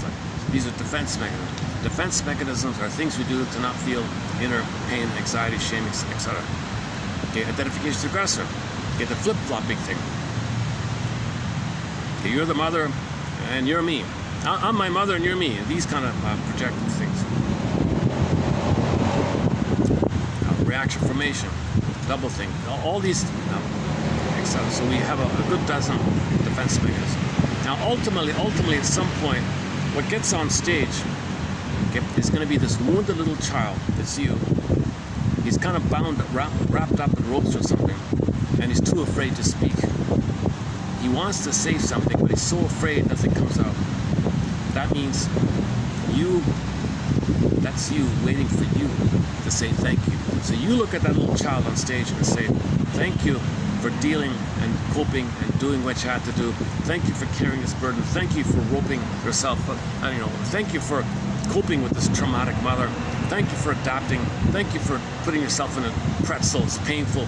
And you did all this. Oh man, so the ropes might be released. He's free. Emancipate yourself from this. So you got to give yourself some kind of empathy like this. You got to recognize that your child did this. It was an act of protection. You got to thank yourself for protecting yourself from the abuse of others. So thank yourself for coping. Okay, don't shame the little child in there. Anybody who shames traumatized people, you're shaming yourself. See, it get worse. The ropes get. You're in more pain like that. If you don't want to admit the inner child in that painful state, and you see others in a vulnerable, painful thing, and you mock them, you're mocking yourself because you're projecting. Because that's how you treat others, how you treat yourself. Okay, you're just projecting to know how you treat yourself. The terrible things you see about other innocent, that's how you're treating your soul like that. So in the theater of the mind, when you see your soul on stage, thank your inner child of the past for coping and acknowledge the pain and how painful it's been. So that's number one, right? And you acknowledge that the inner child you, okay. So your unconscious self wants the symptom, wants this complicated, twisty thing, because something worse would happen if it didn't do it. So you acknowledge that something worse would happen if you didn't do it. So thank you for doing it. I'm sorry it took me so, I'm sad and I'm sorry it took me so long to realize this, but now I realize this kind of thing. This sets it up where if you can see this, okay, the ropes might be loosened and you can weave a new script. You can grab the pen, write your own script. You can be more in the present when you identify the past. So you got to make a link between the audience, the conscious you, and the wounded child on the stage. You got to make a link. Okay, you got to have empathy for yourself, see yourself, recognize yourself. That's recognizing what happened, right? Okay, for more on this metaphor called the theater of the mind, go to Mr. Carl Menninger's book called The Human Mind. 1930 book, by the way. In his third edition, it's the same thing. You can take any edition of that book. The section called The Theater of the Mind is the same. This is back off. Change it up here. So.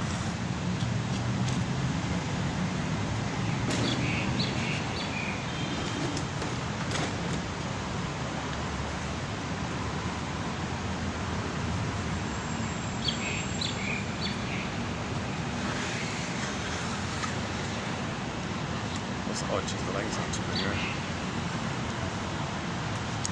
Oh, gee, I can hardly see. I can hardly see it. I sometimes struggle with lighting. It's like this. Oh, here's one of our doves, pigeons. If he has a blue beak and blue feet, it's called the Javanese dove.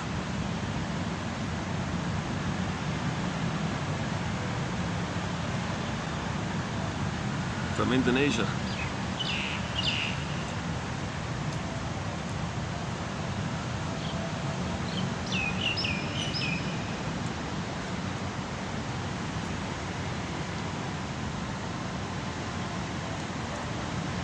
So that's what they mean by courage and self-honesty and self-integrity. That when your inner child comes on the stage, that's you. Okay, another way to think about it is Mr. Ecker's idea, that you realize that you consciously don't want your symptoms. At the same time, you say to yourself, but my unconscious does want the symptom. Your unconscious believes that if it doesn't create the symptom, something worse will happen. That's what it believes. Your unconscious believes the symptom is protecting you from something worse. Now, consciously, you don't want the symptom. So there's a paradox like that. So you want to build the conscious side and identify the huge cost of this, time passing by, not using your gifts, not being who you're meant to be, and reality of mortality, you are getting older like that. So you really want to fully grieve some of this. So one part of the grieving is on that side. At the same time, on the other side, you thank your inner child of the past for this and realize that you as a child had to cope in that way. That means, oh my God, did mother use me and exploit me and fail me and I have to do all this twisty thing? Did I have to really sacrifice myself and put myself through so much pain to please her? Did I have to suffer just to please her? Oh my God! So you're sad for yourself. You're realizing you didn't have the loving mother you thought you had.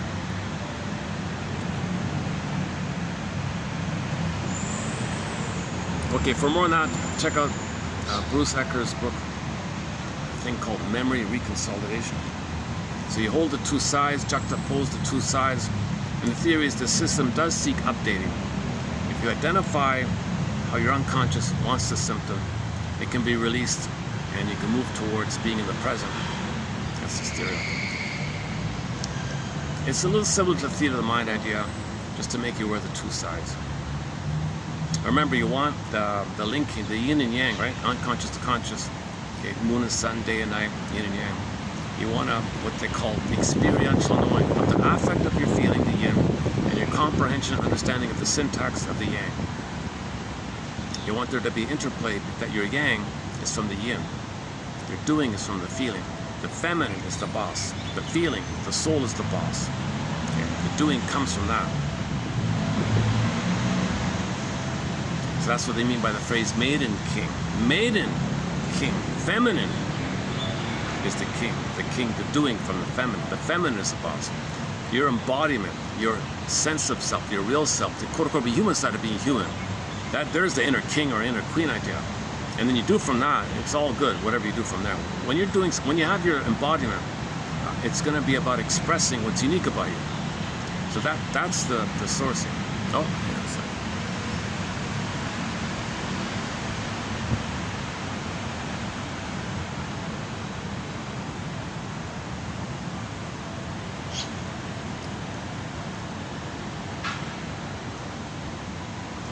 I did a quick check. One of these kind of birds is considered very aggressive.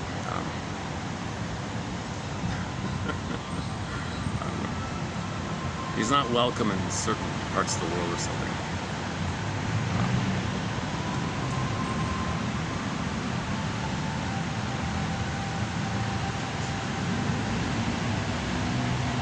It took us billions and billions of years to grow the cortex because we're one family, right? Their birds are like primitive dinosaur time thinking, right? We're way beyond that, right?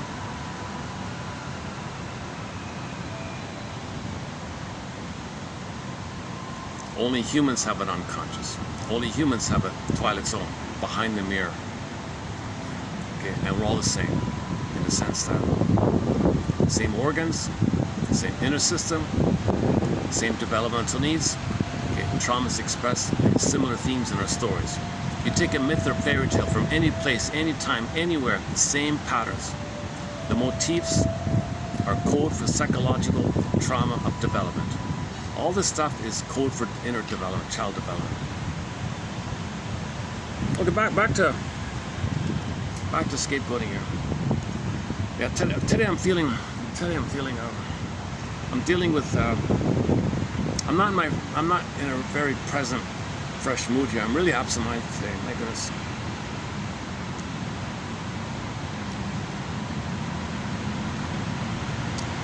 Okay. One can disown unwanted aspects of the self by projecting them to the victim and then righteously attack those elements in the scapegoat. So that's very common, right? Another scapegoat of you become the scapegoater, someone plays you, repetition compulsion, you make the Faustian deal, identify with the aggressor, and you think you're going to undo and master being the victim of your mother if you act like her. Mother scapegoat of you, I'll become the scapegoater. Someone play me, I'll scapegoat. That doesn't master or undo having been scapegoated by the mother. This is called the Faustian bargain, Faustian deal. Identification aggressor, tallying on feeling, tallying on impulse, doesn't work. Scapegoating permits an easy discharge for people to blow off steam. Maybe people do not have to fear one another.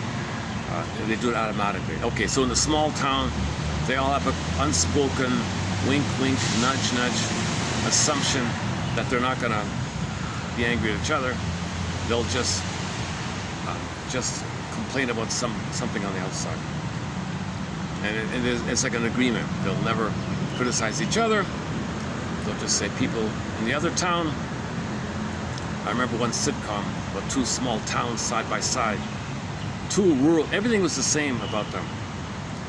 Town A was on the one side of the river, town B was on the other side of the river, and sure enough, the two sides had immense hatred and shame between the two. They're all the same. Exactly the same. Unbelievable. That was the point of the story. Scapegoating is a mode of adjustment whereby one person casts blame for his inadequacies on another person who, for his own needs, accepts the role of scapegoat. Okay, the context for this is that the child, for his needs, will accept the role. Mother, you want me to be the scapegoat? I accept it. The child must accept it. He has no choice. It's forced upon him for his need to have a connection.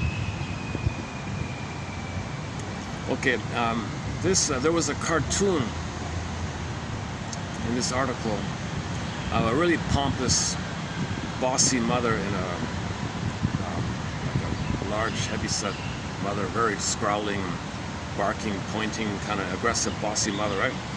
And she had like a string, kind of like to the son, an adult boy, a real geeky kind of hunched over, tensed over, Les Nessman kind of character,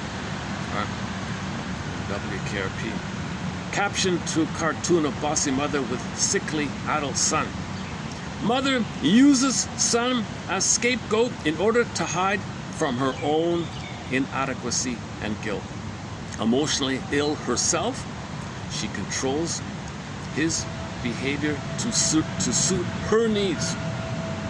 Although this scapegoating has relieved some of her tension and thus helped maintain stability of her own personality. You see, if she doesn't have the son to scapegoat, play the song Repressed Hostility Blues by Katie Lee. So in the song, it was about a bully, and there was no one to bully. He had the blues, he was sad, and the tension attacked himself and pressed in, made him sad. He couldn't blow off the steam. He had the blues, he was sad. He missed it because scapegoating was his mother. The victims are his mother. Remember, the scapegoats contain and hold what he can't feel. Scapegoats are the mother. So this boy, this adult boy, this geeky boy with the bossy mother, the geeky boy is the mother for this heavy set. You had this 400-pound, aggressive-looking mother. She was like 6 foot, 300-pound woman, a scowling, legs standing very erect and legs spread apart and pointing and shouting or something. And the kid was hunched over. He was bald with looked like me for a minute, a little bit. Oh my God, reminds me of me a little bit. He was bald with glasses, slouched over. He was kind of a little sick with a thermometer or something. Mother used the son as scapegoat. Now he's an older guy, still living there. This son cannot have a relationship. She would sabotage. She needs the boy. The boy's mothering her. She would sabotage this kid. This kid was never allowed to do homework because that means he would learn and be free. She slammed the books across the table. You have any questions, you come to me. I'll answer them. You go to school and you come directly home, and you don't need that homework. Forget that. She couldn't bear seeing the kid learn. Right, so this is a bossy mother. It suited her needs. Although the scapegoating relieved certain of her tensions and thus helped maintain her personality. Although she did this, it prevented her son from being able to grow up into a respectable man. So when this guy goes out into the world, nobody respected him. He had that energy about him that's who he is. He presents that. Right. So he's if mother didn't treat him like a person, that's his aura. Let's say other people kind of cringe around him. So he stayed home all the time, and apparently he slept 18 hours a day. This kid, Here it is here, 18 hours. So this sickly kid stayed at home, and all he did was sleep and do chores and errands for her. That's all he did, right? He didn't even work. They lived off some kind of pension or something. They lived off the pension or something. The father died, and they lived off his pension or something.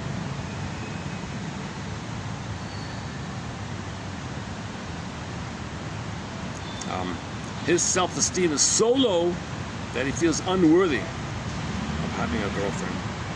He is not able to maintain any real relationship outside this twisted thing with the mother. He does not feel that he would be good enough at any job even.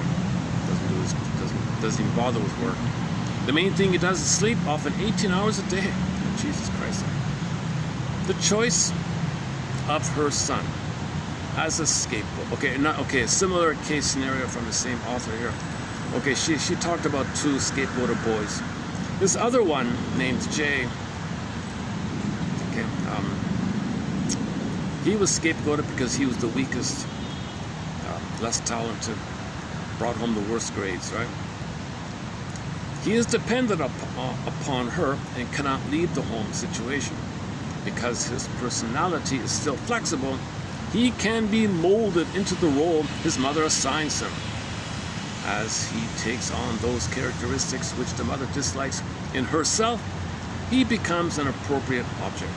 This is exemplified in the following situation. The mother condemns herself for being lazy. She has much conflict in relation to the discrepancy between her high ideals for achievement and her levels of accomplishment, education, and occupation. Okay, so she thinks she's the greatest queen in the world, but she has no skills and doesn't even have a high school diploma, nothing like that. So there's a real gap like that, right? Concomitantly, she does not always. No, so what happens is she often forgets to make sure Jay goes to school. Doesn't always get up on time to get Jay off to school. So she's setting it up, right? She's setting it up. Unconscious, she's setting it up.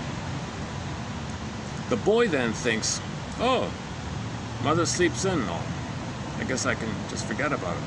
Forget about school. I'll just goof off. The mother finally wakes up and says, it's late, you gotta go. You gotta get the next class. What for? You don't care. I don't care. Mother then accuses him of being lazy, just like herself. So she wants to create a scenario where the son can be labeled as lazy, and she brainwashes the kid to think that with her behavior. So the mother gives off the vibe, I'll sleep in, who cares? And the kid says, oh, I'll just goof off. Oh, you're lazy. She was lazy. She didn't graduate high school.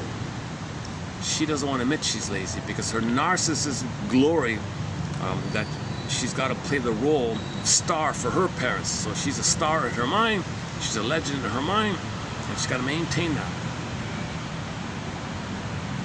The reality is, she's a failure inside, wants to say the kid's a failure.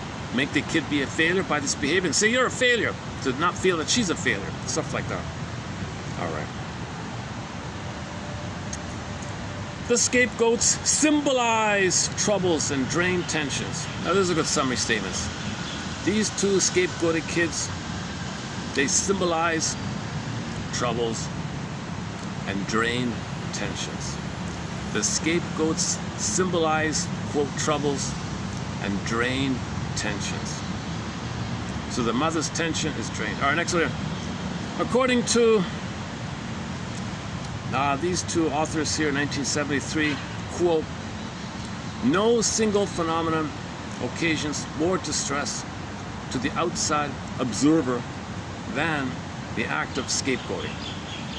Attempts to deal with the scapegoating, whether as a single event or as a pattern, are likely to leave the social worker feeling about as inept as he will ever feel as a practitioner.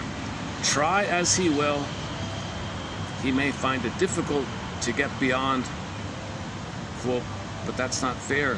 Give the guy a chance.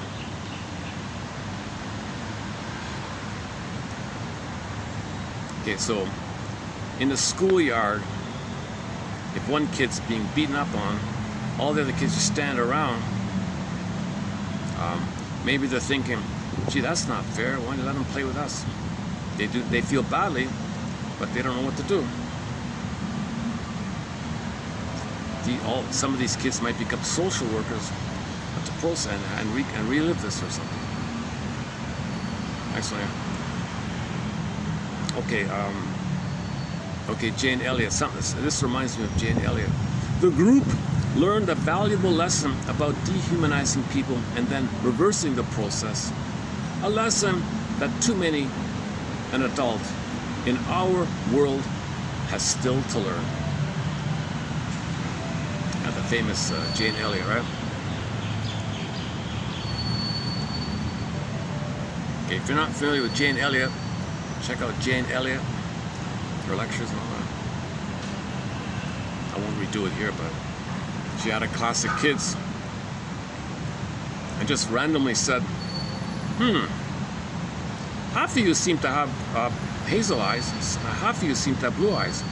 All right, I'm just going to say from now on, okay, she flipped it around. Okay, brown eyes, you're the superior. The blue eyes, you're the superior one. The brown eyes, you're the inferior one. Got it, kids? And sure enough, the blue eyes would attack and shame and mock the brown eyes. Okay, click. Now it's over. Oh, something has changed. Something has changed. Now, the situation is the brown-eyed kids are now the superior ones, and the blue-eyed kids, And sure enough, the kids would flip.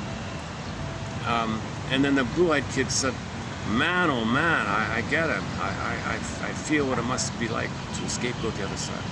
So she tried to give people empathy by flipping it, right? So instead of doing shade of beige, shade of brown, she had to find something, right? She had to find some alternative. Because all the kids had a shade of beige, right? She had no shade of brown kids in her school. So she couldn't do it like that, right? So within all the kids with a shade of beige tone, she divided them and had half attack the other, and then flipping the other attack. Oh, empathy, oh my God. So it's very easy. It's very easy for people to say something that's different. Click, click, threat, bing, bing, bing, bing, bing. Okay, so you can randomly use any kind of thing. You can do other things. She could give the kids, half the kids could be given blue shoes, the other half of the kids could be given green shoes, and say the same thing. The kids with green shoes, okay, they're the superior ones. Kids with blue shoes they're shame and no good. So all the benefits and all the special rights and privilege will go to the kids with green shoes, and then they would act superior, and they would mock the other ones with the blue shoes. Okay, click, click. Okay, I don't know. A week later or something, she'd flip it and maybe change it up a bit. Okay, maybe change the shoes. So the blue shoes suddenly got orange shoes. I don't know. And the green shoe people got, I don't know, red shoes. And she would just flip it around, and the aggressor would then be the victim, and the victim would be the aggressor. And it made everyone realize how easy it is for people to want to believe, to need to believe, to disperse the tension of their own anger at the mother attacking themselves, to externalize and displace tension and release. All scapegoating and prejudice is tension release. Okay, enter the book. Tension can be reduced to nuisances. Edmund Burglar, very good book. Enter the self-help slogan. If you've got too much tension and it leads to a demand, say to yourself, I now downgrade my addictive demand for such and such to a preference. I have a preference. I have a preference. So something upset you. Okay, you say to yourself, I had an addictive demand. That was an addictive demand on my part. I now declare this addictive demand as a preference. I had a preference. It was a preference. It was just a preference. That's one of the first self-help slogans I remember in our self-help thread. So we have 65 chapters here. One of them is self-help exercise. One of the earliest ones from 6 years ago was that one from Ken Keyes or something. He was just a kid. The guy was only like 23 years old when he wrote that book. Is that? Oh no, sorry. There's a guy. There's a young guy who wrote a popular self-help book.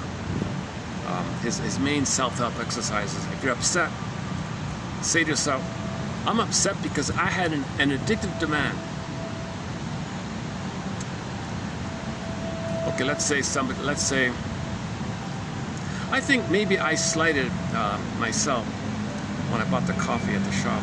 I think I didn't really, I was kind of a little rushed a little bit. I didn't really pause and hello and all. I just kind of, give me the coffee. I kind of just did. So I didn't really kind of, and I noticed they're a little upset. I can tell maybe he was a little upset about something. So I slighted, today I slighted the barista, whatever. And I felt maybe they were upset. So that person can say to themselves, let's say, how would that work? Well, let me do a person. Let's say I'm a barista. I politely serve the coffee. Here you go.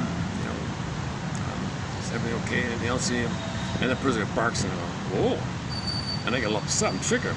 Well, if I'm upset, I had a demand. I had an addictive demand that they would reciprocate, politely say, everything's great, thanks a lot, have a good day, good.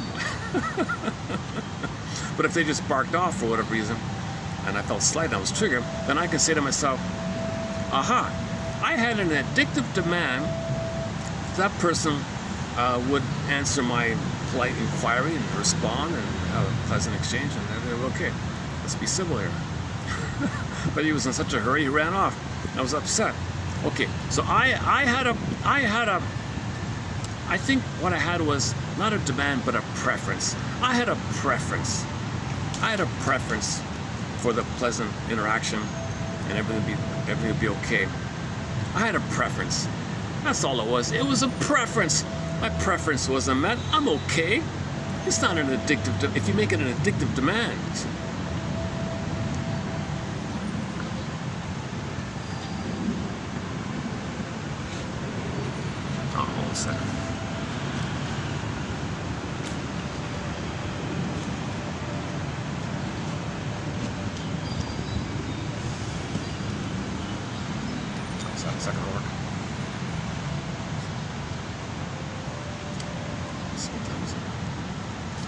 I got up so early. My God, it's only 3 o'clock. Yeah?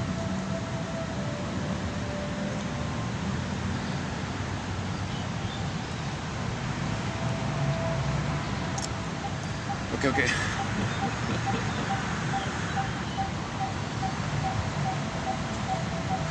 Okay, somebody quoted Ray Bradbury, the science fiction story writer, the novelist guy. I don't really know him too much. But apparently he has some kind of a story called The Playground. And somebody quoted a line from this novel, fictional novel. It's about childhood. So in the novel, somebody in the novel said, quote, "Who said childhood is the best time of life? Who said that? Come on." When in reality, I think it's the worst, the most merciless time. It's a barbaric time. No police around to protect you. Parents not, teachers not around. You got to be kidding. It's like a zone here. It's like a daily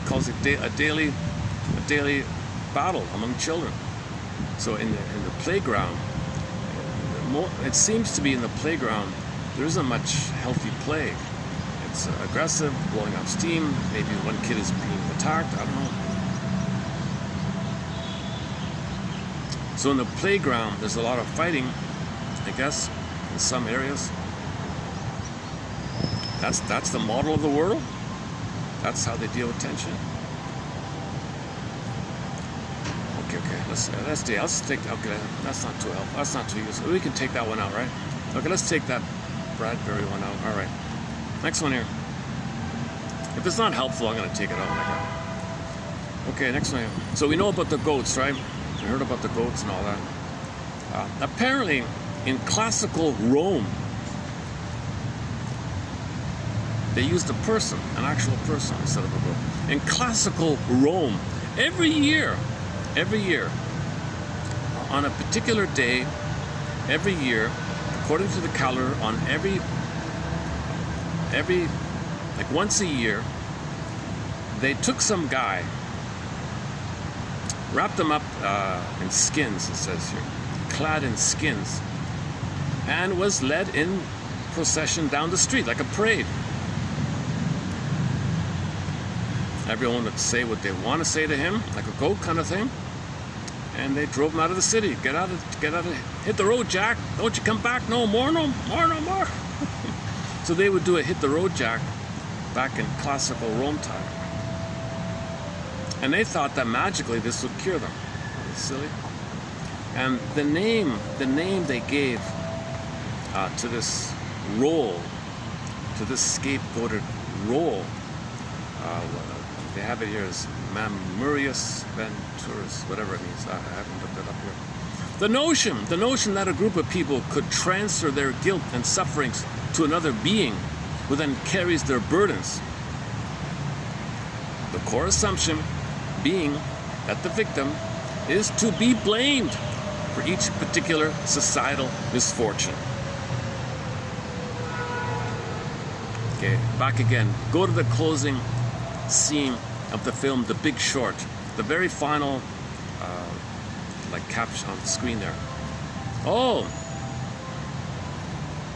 as usual, you can expect migrants to be blamed for if you feel the effects of inflation. We're gonna import we're gonna plunder countries and let the poor people come in, and you can distract and blow off steam on them. We'll give you some scapegoats. Aren't we nice? So the vampire squid system makes everybody poorer and poorer, and the rich keep getting richer. And so as that goes on, there'll be more tension. And it's said that, I'm kind of paraphrasing a little bit, I think what I'm reading into it, but maybe I'm just guessing. I wouldn't be, put it this way, I wouldn't be surprised if what the back thought is, aren't we nice? The next time we make you more poor, by the vampire squid phenomenon, rich keep getting richer thing, high-speed trading, now we got algorithms and high-speed trading and supercomputer trading, click, trading. We can siphon up with the click, siphon up. You see, and the drains, the vampire mechanism siphoning from the real economy, you know. So, okay, this is a reflection that the monster in your mind is also sometimes a vampire squid siphoning you. You're attacking yourself because you are turning to yourself to mother yourself. You are a vampire squid to yourself. Can't you see? Can't you see? Can't you see? You are your own worst. So that's the oral phase. Baby wants to nurse him, receive him, oral, but enraged. Blocked, you're doing it to yourself. You got a vampire squid siphoning you. As above, so below. Called the two economies. Real economy and the vampire squid thingy, whatever. We can't call it economy, but people call it the quote-unquote two economies. The real economy and the so-called vampire squidding period. So they were saying in the film The Big Short, aren't we benefit the most from the vampire squidding? Aren't we nice? You're going to suffer with more inflation because we're siphoning all that. We print more money and things get more expensive. We print and we hedge and speculate, short sell and plan insider trading. Time delay, we profit. We know insider this. We know what's going to happen in advance because we create it. We know we're going to do this, so we bet on it. And we short sell everything, and we gang up on things. And so the effect of this, and then we print money and then give it to ourselves. We print money, give it to ourselves. That means things will be harder on you. Prices will go up. quality will go down. So, aren't we nice?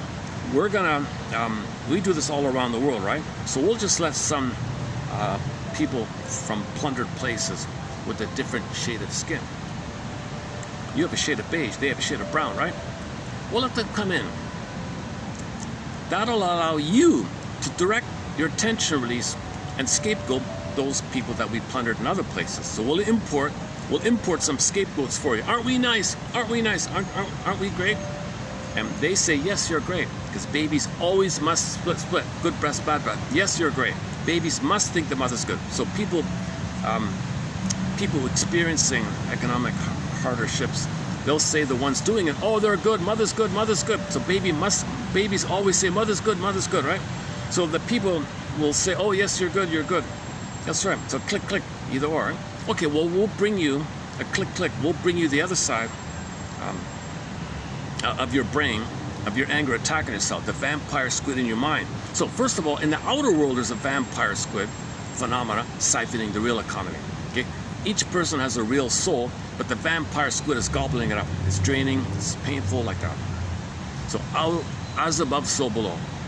So as this is going on, the closing caption on the film was, we're gonna bring in some scapegoats for you, and you can blow off steam and tension on the scapegoats. Aren't we nice? Okay, this is called, this is capitalizing on people's need to find tension release and to find somebody to blame, called scapegoating. We're gonna bring in some people for you to scapegoat. You see, you can't face us, right? The baby can't face the mother, so you're not gonna face us, right? Kind of thing. So we'll bring in some impoverished people that we create for the purpose of bringing over, so you can scapegoat on them. So they're double scapegoat, right? So a country or whatever is plundered, the poor people get to come over, they're suffering, they scapegoat their kids and all, even amongst themselves, they come to this, and they're scapegoat there, and the kids in the scapegoat families of the scape, they're really are true saviors and heroes. So if you think about, so the conclusion yesterday was, if you see anybody naughty, the question to ask yourself is, was that kid scapegoated? Was that kid scapegoated in the family? And was that family scapegoated in the community? Because that kid kept the whole thing together. Scapegoated kids are the saviors for the whole system. Because, you know why? Because we're not looking in the mirror. Man in the mirror. Play Michael Jackson's song, Man in the Mirror. Look in the mirror. Look in the mirror. Okay, then that means you're going to open the door and look behind the mirror. Means unconscious when you look in the mirror. The mirror to the mirror at the back, or the mirror in the front. The mirror makes you look in the mirror in the back. And the mirror in the back makes you put out on another mirror to see it's within. You got 3 mirrors there. Mirror. Projection is also referred to as the mirror defense. You put it out on a screen, it's kind of like a mirror to see it's within. Like you look at the screen, is it on the screen? No, it's on the reel. The contents on the film reel, it's in you. It's a psychic film, right? The mechanism, the projectionist machination, the psychic projection machine is within. You are the projectionist. The contents is on, the film is on the reel, the reel to reel, right? The projectionist. You're the projectionist. The whole machination is, the system is within. The contents are within. But you don't know it all. The only way to know this is to look on the screen. That's called projection. It's on this, you project on the screen. You're a projectionist. They even call it, they even say you're a projectionist. And you project it onto the screen. Projection is the way or the means to know what's inside. You put it out to know what's in.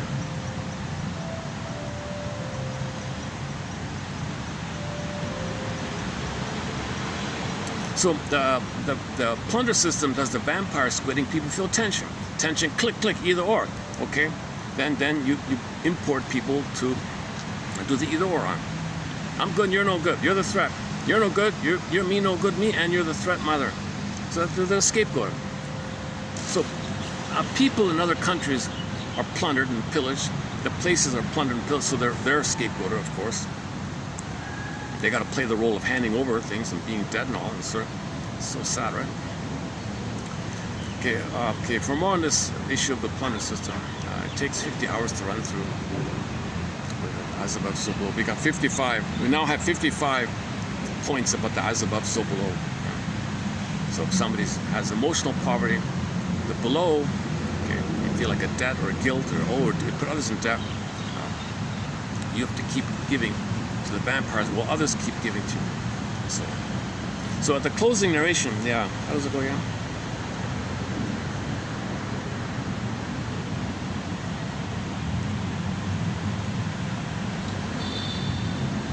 Let's just go on here. Okay. In the same way, it is not uncommon for families to... It is not uncommon, like in the regular like in antiquity, the scapegoating, and ancient Rome, the scapegoat, the guy with the skins, Mr. Mamurius, Venturius, whatever. Well, there's a micro, in-home, localized, in your condo version of what was going on in ancient Rome. In the same way, it is not uncommon for families to utilize a single member as a scapegoat to maintain the coherence of the family by channeling family tensions. The classical metaphor of the scapegoat can be applied to situations in which parents attempt to resolve a conflict between themselves by projecting it onto one of their children who is quote-unquote chosen or recruited to be the scapegoat. The inclusion of the child in a conflict affects the diffusion or cover-up of the marital conflict. This kid is also known as the delegate, savior, spokesperson, index patient, avenger. I'm not sure about the avenger part. Okay.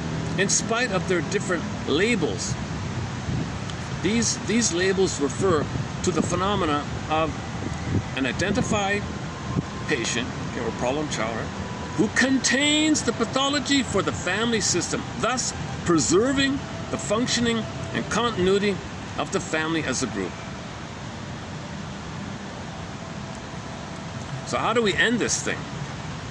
Okay, number one, you gotta find both and you gotta grieve. The grieving is at the same time with the bringing it together. Okay, this is called resolving. You gotta graduate out of either or and graduate. You gotta graduate from either or into both and, the third side of the coin. The coin has three sides. Can you see that the coin has three sides? For Pete's sake, that should be a major meme all over the place. The coin has three sides. Can't you see that the coin has three sides? The coin has three sides. Look at the coin. 1, 2, 3. The coin has three sides. Every situation, every story has three sides. Look for the third side. Look for the third side. The third side holds. In the classic show Route 66, they said welds. It welds. It holds or welds the two sides. It's a circle, metaphorizing understanding. And understanding is a continuous thing. A circle, understanding, and a circle, they're both a continuous thing. It's a continuous thing of unconscious to conscious. Okay? Moon and sun, night and day, feminine, masculine, etc. It's a continuous thing. Look for the third side of the coin. Okay, in our collection here, your mission, submitted for your approval and consideration should you choose to accept it. Type in Route 66 in the search for this channel, and you'll get 11 quotes from that show. It's the fifth one down, but the third side of the coin. The top 5, by the way, are some of the best quotes in the entire 20,000 quote collection here from that show, Route 66. They got the mask one, the albatross one, the future one, the birth trauma. Oh, the birth trauma. Oh yeah. Let's segue into. That's a good segue to the next one here, the birth trauma. In the second quote from Route 66, they talked about birth trauma. One of the songs I want to discuss now is birth trauma. Believe it or not, I never thought I'd find a song about birth trauma. Now, this is just my slant, my angle on it. I did a quick search through the AI thing. What would a shrink say about this song, Submerged by the band Mystery? Oh yeah, trauma, metaphor for processing trauma, dealing with trauma, the struggles of trauma, feeling like this and feeling like this and feeling like that, being traumatized. They just had it in a general term. But I think there's more references to the birthing thing. So my take is it's a birth. So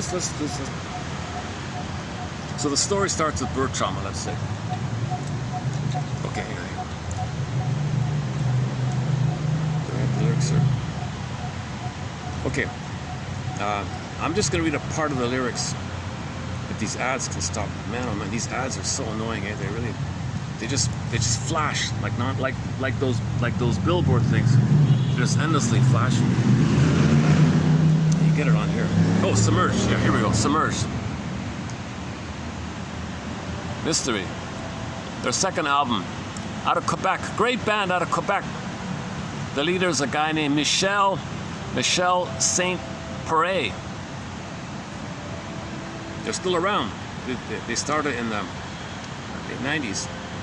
The first album was called Theater of the Mind, 96. This is their sequel, the second one called Destiny. And one of the songs on this album is called Submerged. Okay, so think about the baby struggling to come out of the water world, the water amniotic sac, the water world. It's got to be born to the land world. So the tunnel, the canal, the light, if he gets out, the warmth of mother's belly, if he does make it, but he's struggling, tries to kick back in, and the water, he's going to die. So he's struggling, and he thinks he might perish and drown in the amniotic sac or something. He's struggling. Please, help me, somebody help me. I didn't ask for this. What's going on here? He's trying to be born, mother clenched up, he's pushed back in. What the hell? He's kind of describing the battle, the epic battle. He's a hero, the birth of the hero. He's fighting for his life like this. So in some mythologies, one take is that all these epic battles between things. Well, he's going through a life and death epic battle. This is a real battle. Sometimes, in one version, it was very clear. The mother had a tailbone, an odd tailbone or something. Normally, if she were squatting, she would tilt it back to allow maximal pelvic space. Okay, so she would tilt to allow an increased pelvic space to compensate. Plus gravity pushes down. So the combination of gravity being part of the flow, maximal space, and the contractions, it would all smooth out. But she was on the back, the legs up. Baby was hitting the tailbone. She clenched up, it was hitting against the canal. But the contractions from behind, hitting the tailbone, couldn't get out. He was in a battle, life and death battle, in the birthing canal. So this water trying to come out, hitting, so you get the idea, right? As the water surrounds my body, am I going to be a goner in my own tears? So the baby's even crying maybe. So the baby thinks he's going to die. He's having a near-death experience. I look up. I feel no feeling. Is there some kind of like light at the end of this tunnel canal here? I wish I could reach it. Jeez. Will I be born? Will I get a chance to grow and be myself? What's going on here? I'm battling in this canal thing here. I never asked for this kind of thing. Am I supposed to just live in fear? Is that my curse, my destiny? To live in fear here? As the water surrounds my body, am I left to drown in my tears? Many years I've questioned the innocence of a child trapped within a little world. They just scream, scream, scream to get out. Okay, so there's my key argument here for the birthing. He's screaming and screaming to get out.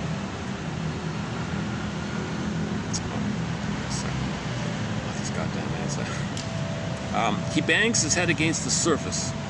Okay, so the baby is he's hitting like the bones, like in the canal, trying to come out, right? The pelvic bones or something, the pelvic grid, or what's it called, girdle. Grasping for air. Am I going to breathe here? Because remember, he's got to breathe, right? He's in the water world.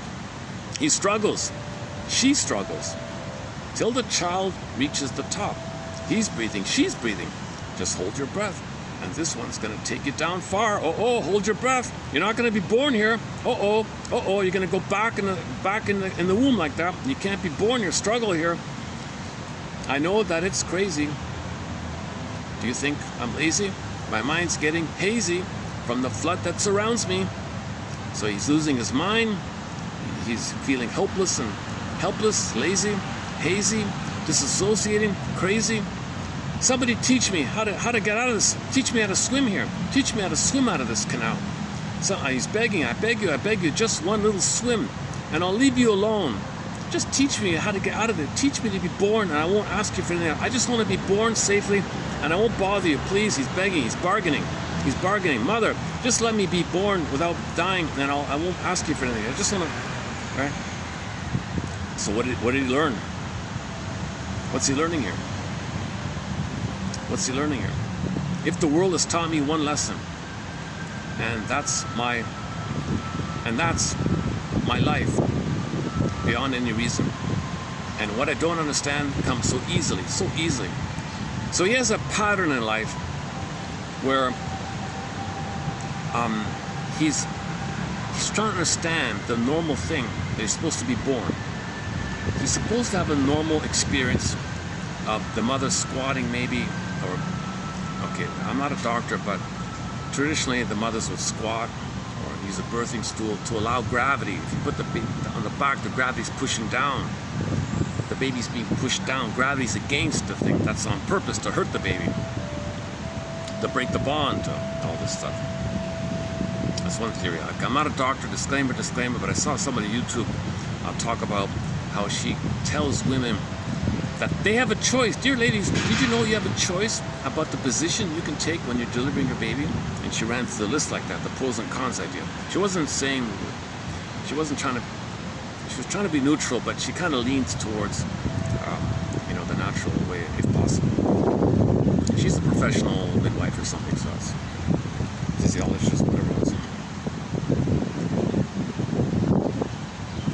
Okay, so a deep imprint may take place in the birthing time, where you try to be yourself.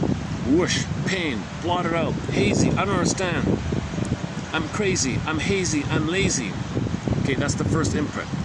In life, when he tries to understand, click, click, click, click, hazy, lazy, crazy. He never understands. So he has a pattern in life that when he wants to understand, click, the mind does that. Tries to understand, click, the mind does it. There's your reading disability.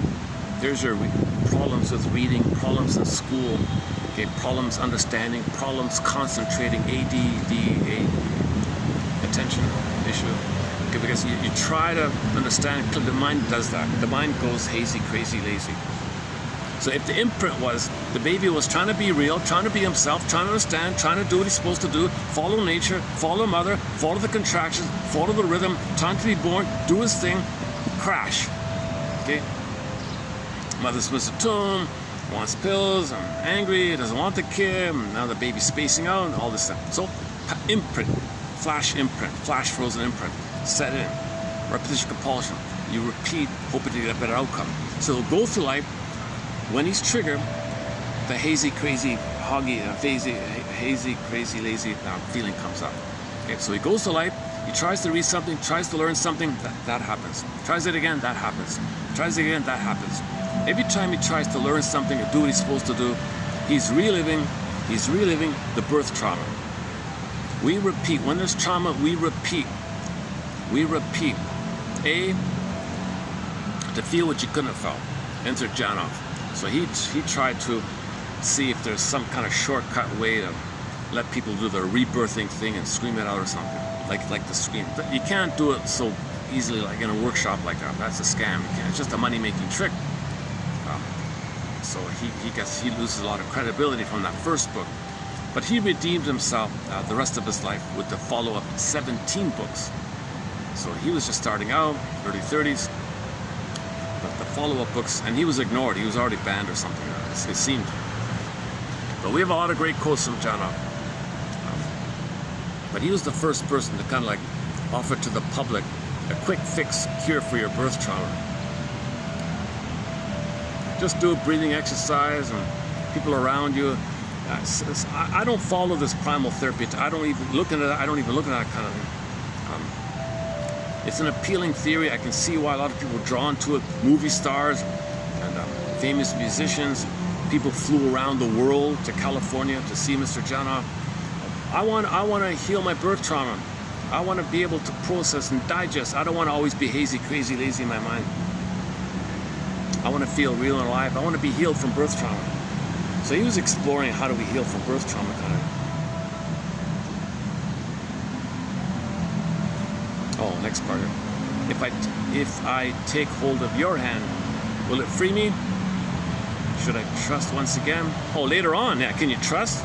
Can you trust anybody? Can you trust anymore? While the rain pounds on my brain, while the rain pounds on my brain, he's triggered. See, he tries to trust. He tries to live a love.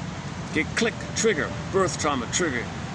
While the rain pounds on my brain. Okay, back to the course. Am I just living in fear as the water surrounds my body? Am I left to drown in my tears and my tears? I never asked for this. Okay, the song's got to have a happy ending here, but so good news. I feel the wind blowing. I see a break in the sky. I still cannot reach it, and still I don't know why. But in some strange way, I sense some kind of warmth, like my body has washed ashore. He didn't die. So the reality was, he was born, he felt mother's skin to skin, he felt mother's body, so he was placed on the mother's belly, mother's bosom. He felt the warmth. It feels so warm, and the truth that I find is submerged in my mind, but the warmth that I feel is your hand in mine. Oh, I can breathe once again. Not a bad song, eh? Yeah, so let's give it a play here. Yes, sir. Yes, sir. I gotta cue it up. I got the whole album here. Let me cue it. It's 30. What is it? 34. What was it? 34 something.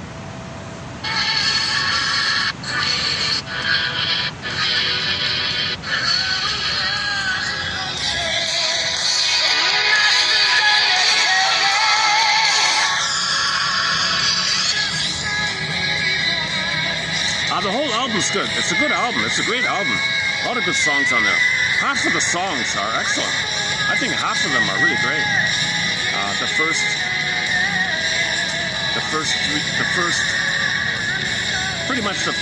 The whole side A of the vinyl.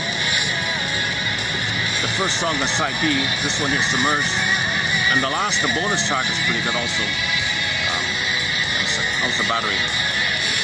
Okay. Let's play Submerged here. Here we go, Submerged.